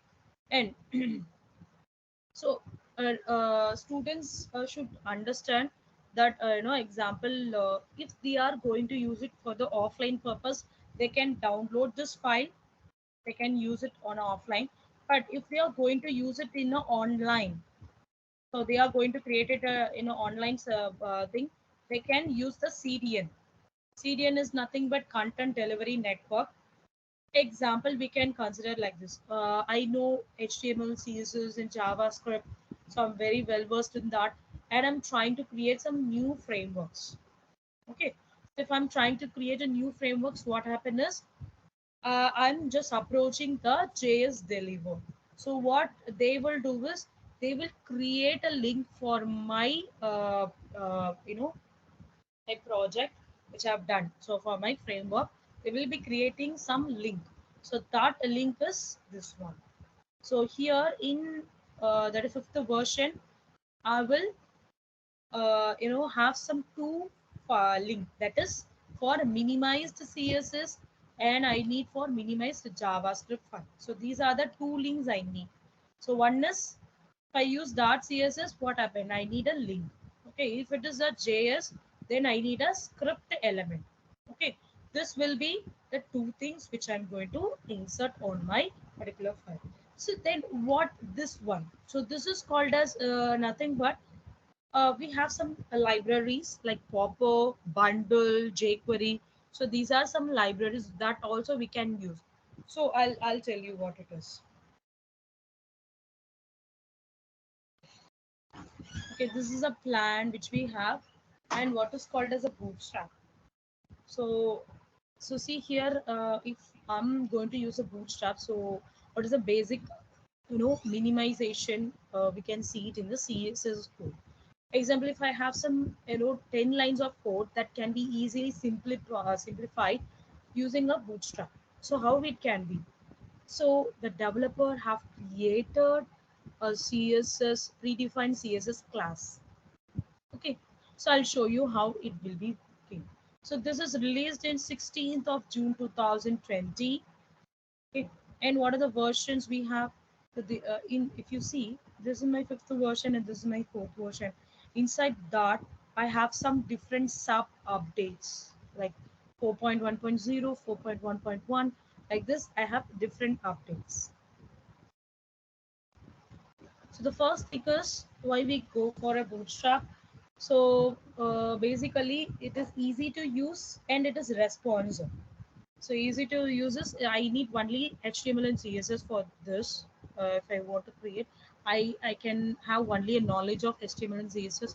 If it is going to be responsive, this term is nothing but uh, it's example. I'm going to, after creating my website, I'm going to use it with my phone, my tablets, and my desktop, whatever the device it may be. So it should be responsive, and this is created only because for the mobile first approach. And how the browser compatibility, whether it is supportable for all other browser. Yes, it is only compatible for all the modern browsers which we are using.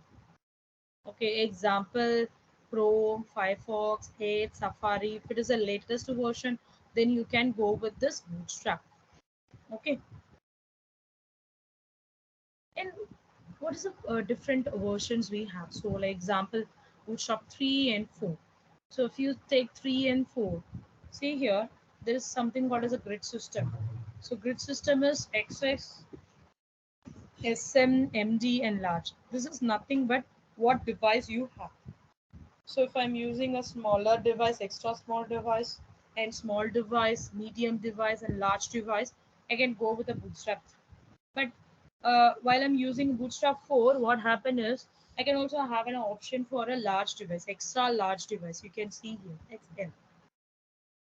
Okay, and this is button size. I can create a button in a different sizes. That can also be possible. But in Bootstrap 3, if you see, I have only access for the small devices only. I can do it. For the large device, it is not available here, but for the Bootstrap 4, I can also use it there as well.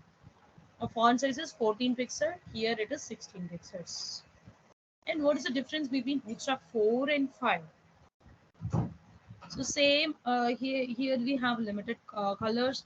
If you see here, we have some extra colors in Bootstrap 5. And if you see the main difference, uh,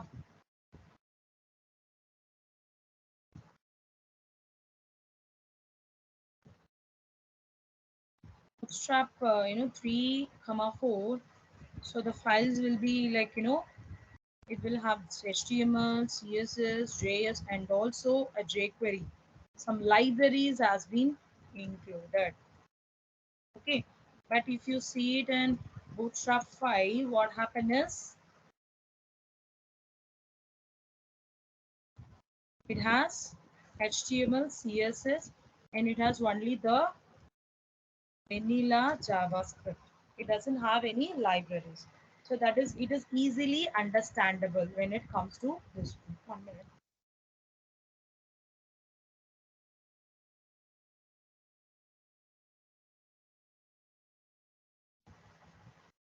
Okay. So now,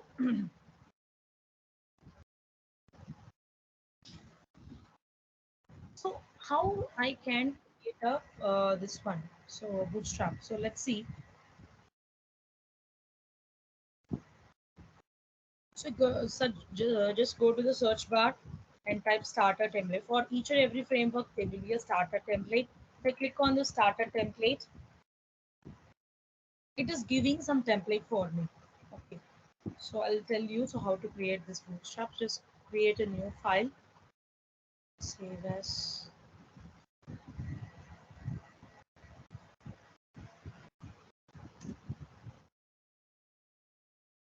Bootstrap. I'm going to save this file to be a .html only because I'm going to include the CDN files alone.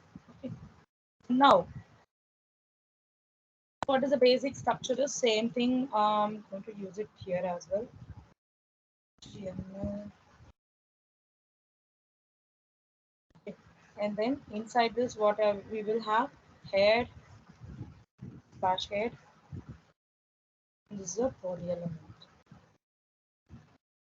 Okay, like this it will be. Inside this head element, what are the things we need to include if it is a bootstrap? So first thing is you need to mention the language. So I'm going to use the EL language.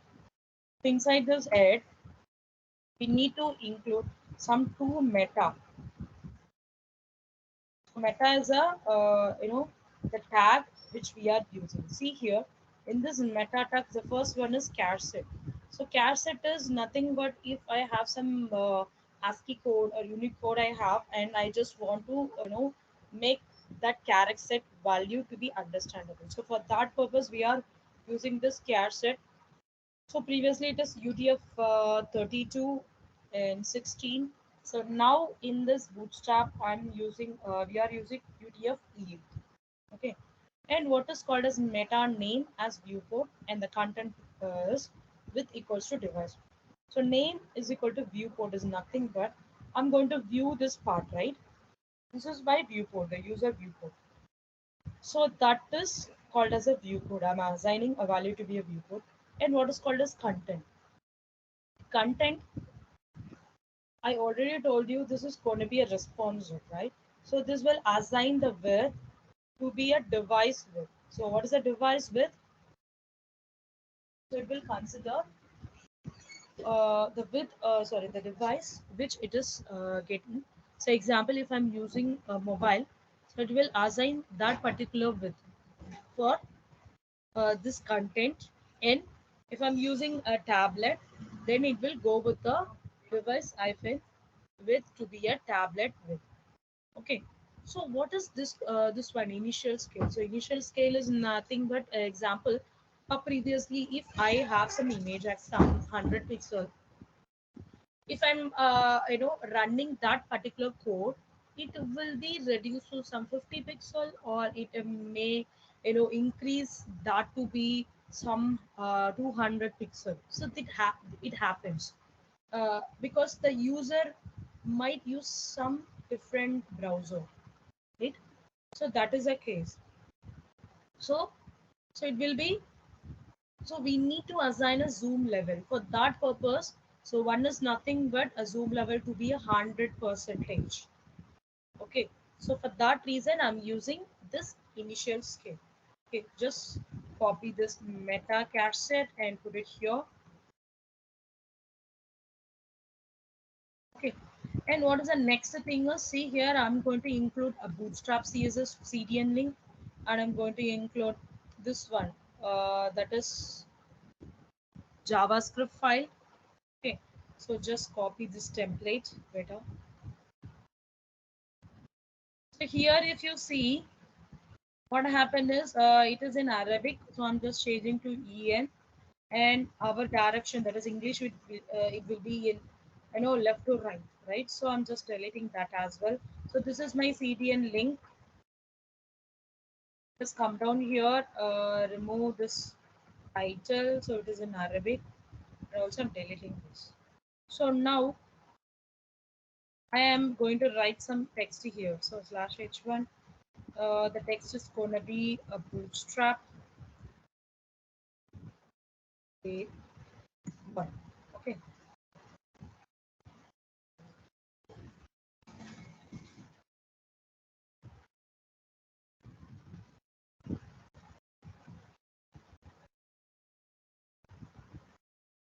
If you see this, so it is in a different style, right? Actually, so if you go to inspect, just go to the inspect and click on this.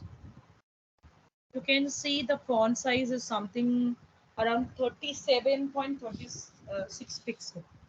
Okay, it varies. Okay, if I give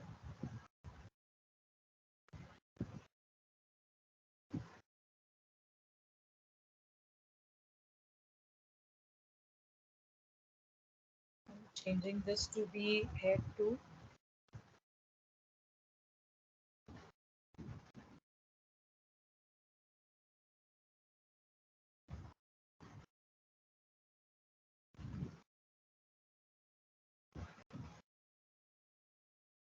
if I refresh and if you check this, you can see the multiple. Uh, okay, dear ma'am, I'm unable to join today only. Need to join in WhatsApp groups as I've already registered for this. Myself, finally, I'll Need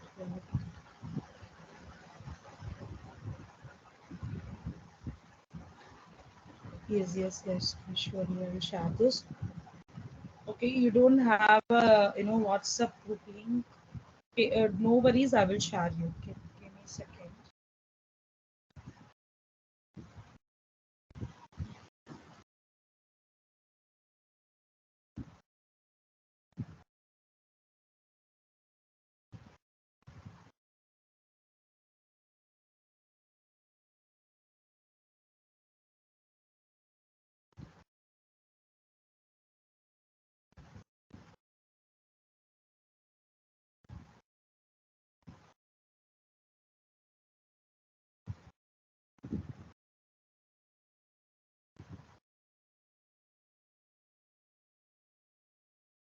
Okay, better I'll no once I complete this class, I'll let me share this. Okay, so give me, time was so if I'm not sending, please put it in the WhatsApp group so I can share it.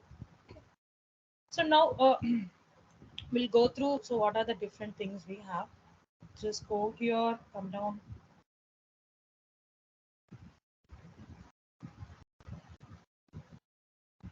Template. So first we will see about the bootstrap colors, how we can set the colors.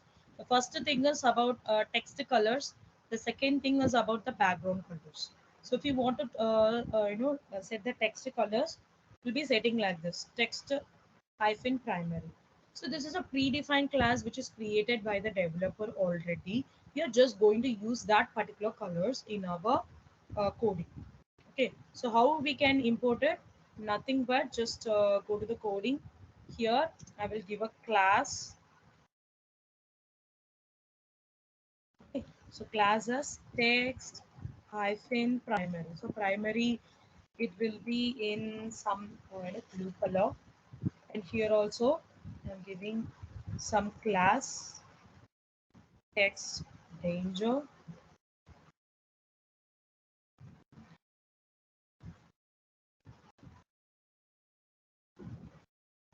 warning.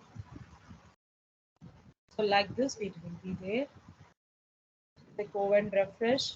You can see the different colors it is appearing on your screen. Can you see this? Like this, it will be. You can also add some background colors. How I can set this? You can use some contextual. So like BG hyphen. For this, I'm mentioning a success color. I'll show you what are the different colors, and also I'll share the link. Okay. So BG, within this double quotes you have to mention. So BG hyphen. I'll go with info. Like this, it will be displayed. Okay. Can you see this? So to get the colors, so just go here and search for colors. So if you go down, you can see colors, right? Different text colors are there, and also you can. I think here we don't have background color.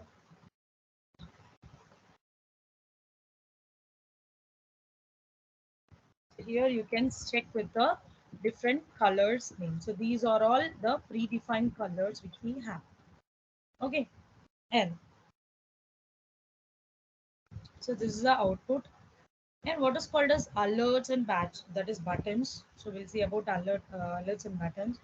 So alert means the output will be like this. Okay, so it will create a alert message. So how we will getting the output, and it will show some cross buttons, and if you're closing the cross button, it will get hidden. And if you see batches is nothing but we'll be having a button. Inside that button, we will be creating a span buttons. Okay, let's see how we can create. So what is the uses? Mainly, to display the indicator of the counter number. For example, sometimes while we are using, it will show the indication like you have some Windows update. You have some two Windows updates, three Windows updates like that. So for that purpose, we can create this. Let's see how we'll be creating this. So just go here, type alerts. See here, the first thing is you need to mention that class in the container, and you need to mention what is alert. And if you're going to give some color for that, you can also mention that. So let's see some example here itself. I'm creating a div container. Class, it's gonna be alert, a predefined class, and I'm giving alert as primary.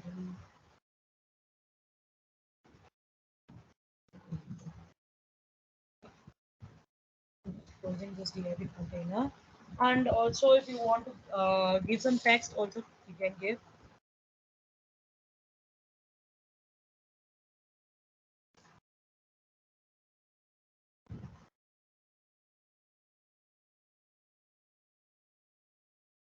So see here, like this, it will be creating a alert. But suppose if you want something to be displayed as a link, you can also give a link. But what you need to mention a class name as alert link. So see here. So I have same thing. So here I'm going to create anchor tag href.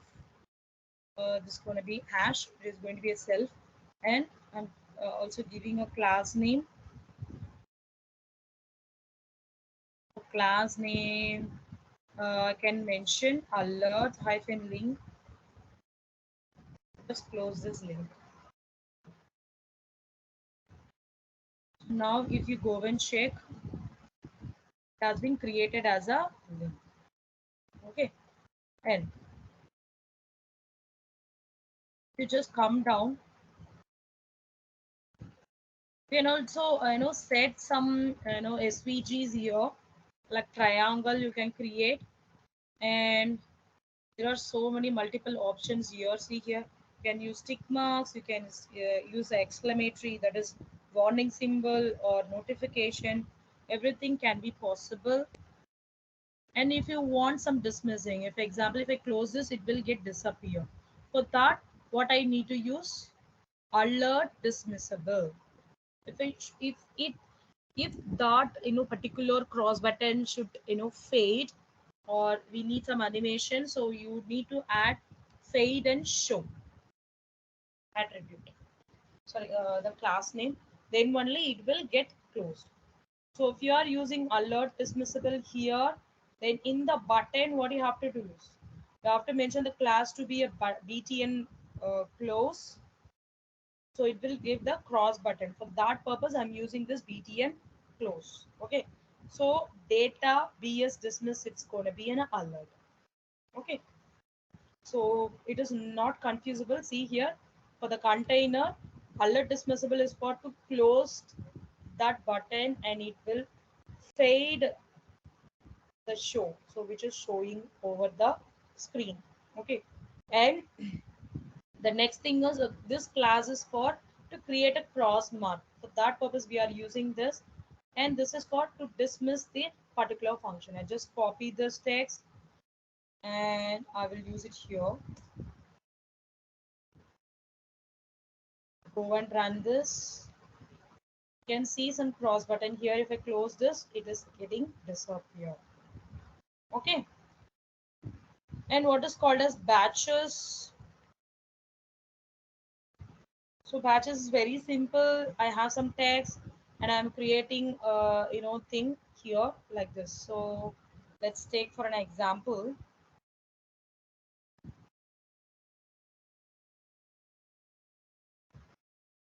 Come down. I'm creating a button.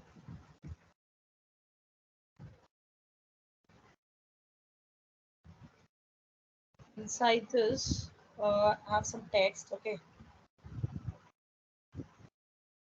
Before creating this, I'm giving a type to be button. So here we have some predefined classes. BTN, that is BTN button. So BTN button is to create a button. For that purpose, we are using this. So I can also give some color for this BTN primary. After creating this, I'm giving a name as Windows Update. Okay. Inside this, I will be having a span. So span means what? It will be inside the same. So it will occupy the necessary width. So here I'm giving a class name as batch. I need some colors for this. I'll give it BG info, and I'm mentioning there are some 2 updates are pending.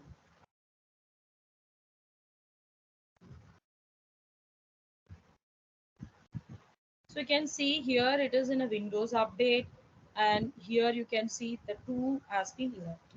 So like this you can create a batches. Okay, and what is next? So what is called as breadcrumbs and pagination? It is very, very simple. So if I go to this page example, go to this indiabix.com and I just click on this button, just go here.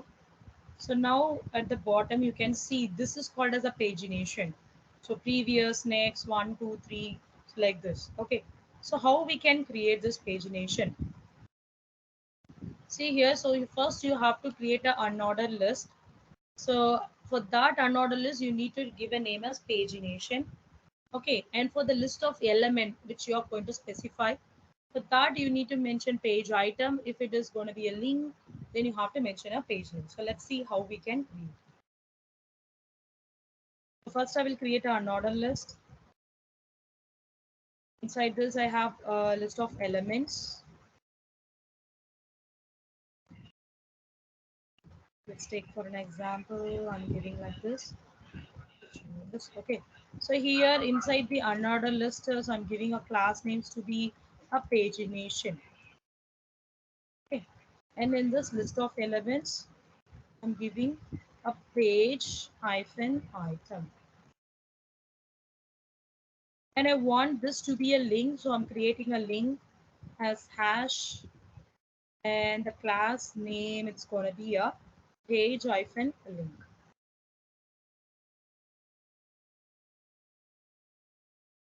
Here I will give a number So I will mention this to be a previous. Okay, just copy this.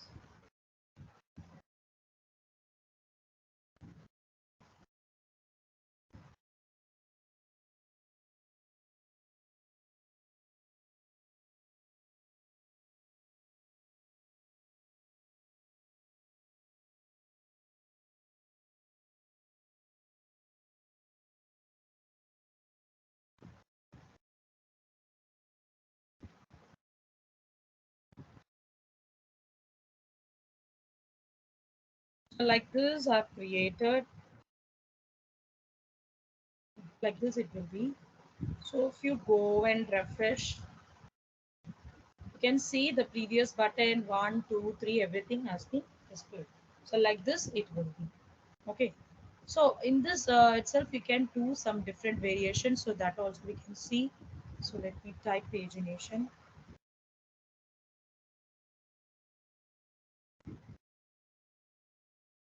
Like this, it will be. If I need some icon, I can also specify some icons also.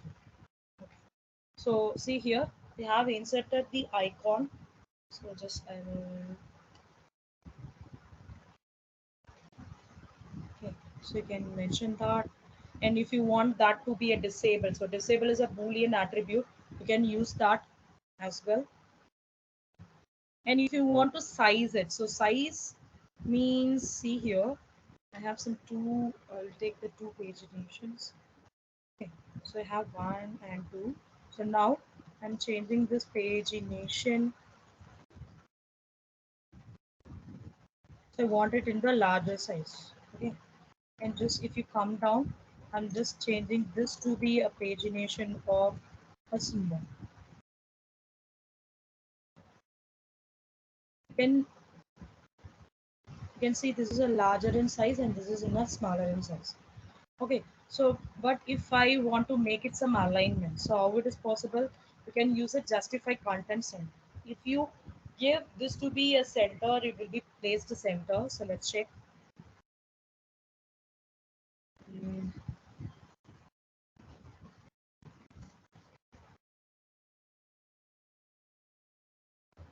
Here I'm mentioning this to be.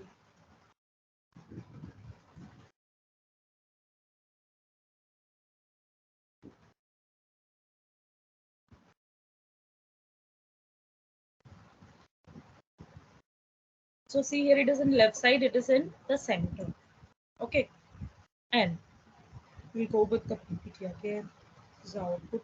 And what is breadcrumb is all about? The same thing, but you need to change the class name. So let's see. So it will be in a hierarchical mode. It will be in a hierarchicals. So it will be like how you will be getting this like a folder. So how it will be aligned like a directory. So like that it will be. It's like exactly we can say it as a path. It's like a path. Okay, so that like that we can create.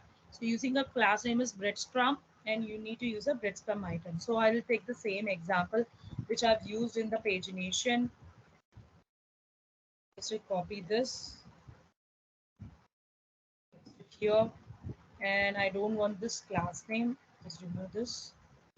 I'm using breadcrumb. Change this to be a breadcrumb.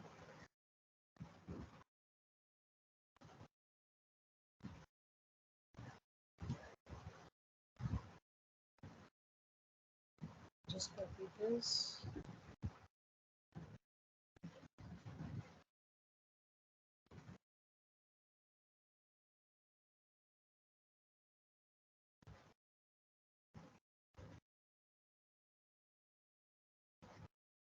You'll see the difference. I refresh this. You can see here, right? So this is how it will be. Okay. Sorry.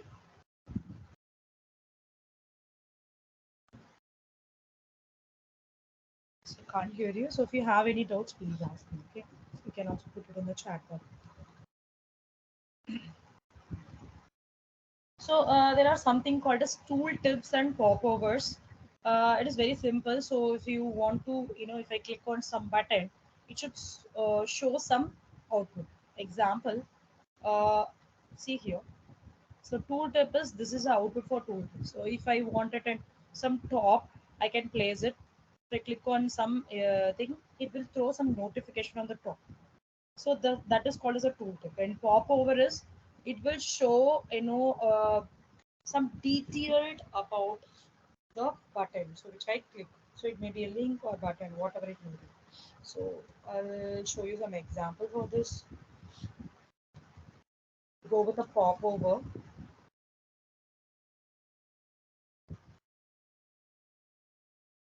So if I click on this toggle popover, you can see the heading and the you can see the content also.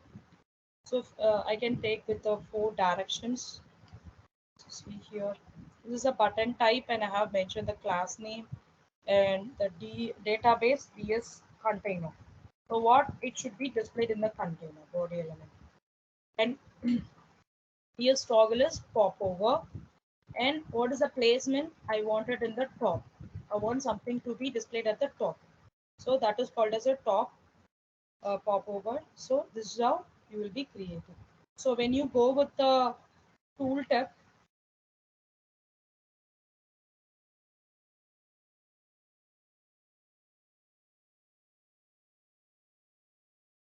you click on this link, you can see something is appearing on the top. So this is called as a tooltips. Okay. So this is a very basic, simple example. You can run this. Okay. And for interview point of view, you can tell the students to go through the scroll spike.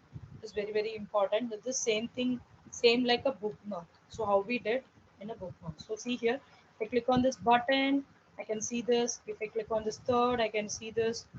If I click on fifth, I can see that particular text. So what is the important thing is the student must know what are the predefined classes they are going to use it for that thing.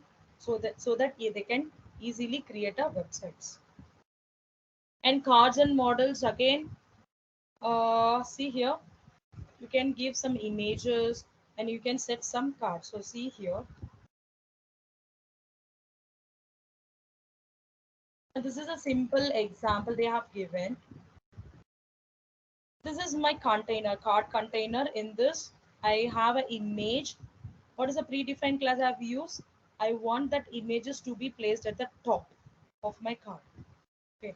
And what's in the card body? So in the card body, I have some title, I have some text, and I have some button. So button is nothing but, this is a link only, but for a link and input, we can also insert a class. Button classes can be inserted in anchor tag and as well as in the input element. Okay, so I'm just copying this code.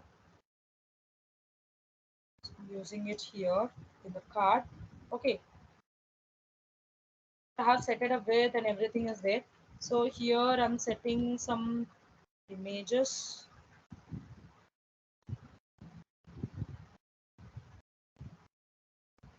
Just copy this image. It's already there.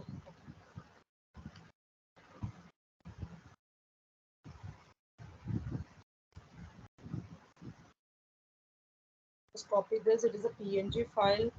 So students can use this for their projects.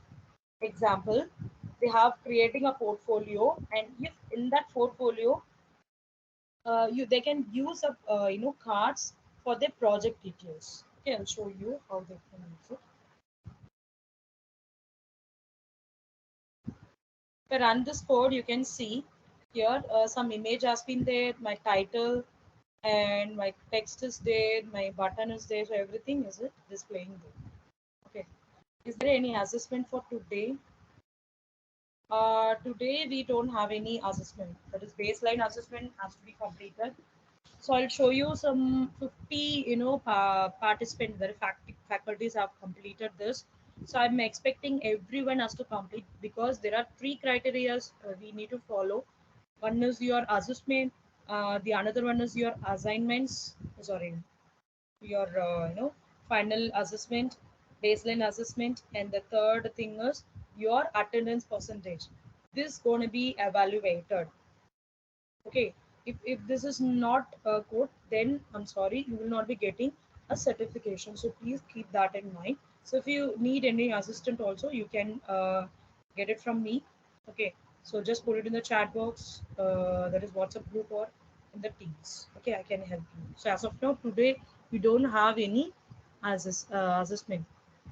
Just complete the baseline assessment alone. The final day only we'll be having a final assessment. Okay, so we'll check.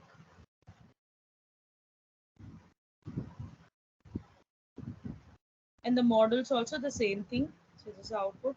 So scrolls by and forms with the output for this models. So this is a model. The models also like a same thing like a card, but it is created like this. Okay. So entire container, this box, it is placed in the class name called model and the model dialog. Okay. Inside the model dialog box, I have a model content.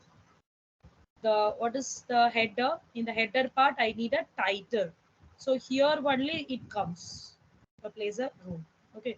So here I'm mentioning I have a model header. So I need a title. So title as model title, and I have assigned the cross button, that is BT, and close means it will give a cross button. Okay. So what's in the body element? So that is viewed here, and the footer you can see I have some two buttons. Okay, just copy this. Let me check how it works. And this coding.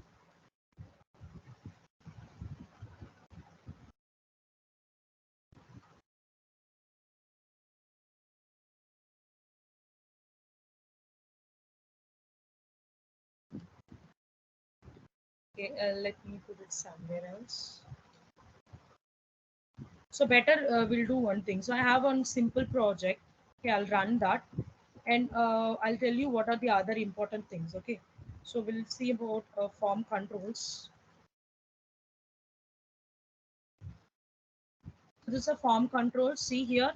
So to use a form controls, you need to use a form label. This is very, very important. Okay. So you need to mention, if it is a label, you need to mention form label, or otherwise go with the form control. Okay.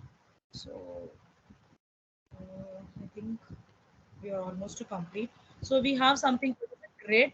So grid is very, very simple. So if you are trying to create a grid in your coding, then it will be calculated as a 12 columns. Okay, you can either do like this. See here for you. So we'll do that later. So see here grid. So this is how it will be. So we have a 3 columns. So if I'm assigning to any medium here, so number of columns should be 12. It should be calculated as a 12, and you can either use a column. This is for extra small, and if you're using small device, you should use SM. If it is medium, MD, and if it is a large, LG. So like this, you will be using. Okay. So if you come down, see here in this place.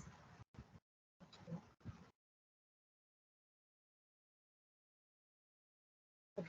So see here in this particular thing, I'm using a column. Okay, it should be a 12. So 8 plus 4 is 12. So I can either, so just I'll copy this code. I'll explain.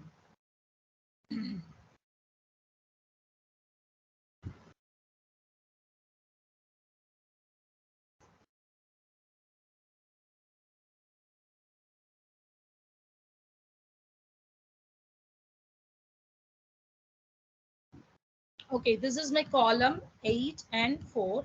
So now what I'm going to do is just I'm giving the column to be like I'm just copying this. It should be totally 12. So I can also give like this 6 and 6. If I run this, the same thing, it will be accepted. Sorry, here I need to change. run this, you can see it is equally separating the column 6 and column 6. If I want some 3 columns, then what I will do, I will go here and I'll just change into the 4. So 4 plus 4 totally will be 20. So that is 12, right? So you can see some 3 columns, it is appearing here. So this is what it will be, the column grid. Okay. So if you need more examples also, you can check it here. Okay. So now I will run on simple code. So you can also do it as an assignment. Okay. So I'll go with the Visual Studio Code. File. Open the folder.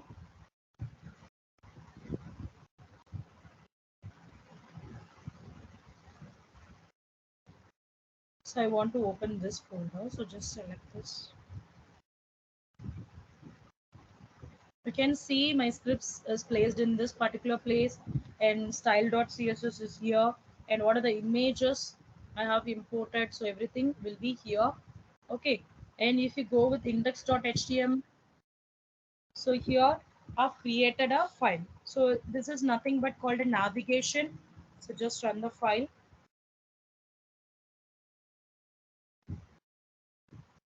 So this is the output file which I have. So I'll explain it. I try to explain it here. So this is my navigation. Okay, for this I have imported home, about, and services. So if you want any brand, you can mention here. So if I want it as an image also, you can do it. You can, instead of button, you can go with the image and you can import it. So just go through and come for today, for tomorrow. So I will explain you. Okay. So the next thing is a column. So how we are going to split the column. So we have explained it columns, right? So just go through and come. Whatever the thing we just discussed, everything will be here in this project. Just go through and come and just run, and also change this images background and colors which I have discussed, and also the grid. Just change the column grid to be 6 or some values. Okay, and just change the card to be different values. Okay, and you can also insert the iframes. You can also change this forms also. Just try and come for tomorrow. Okay.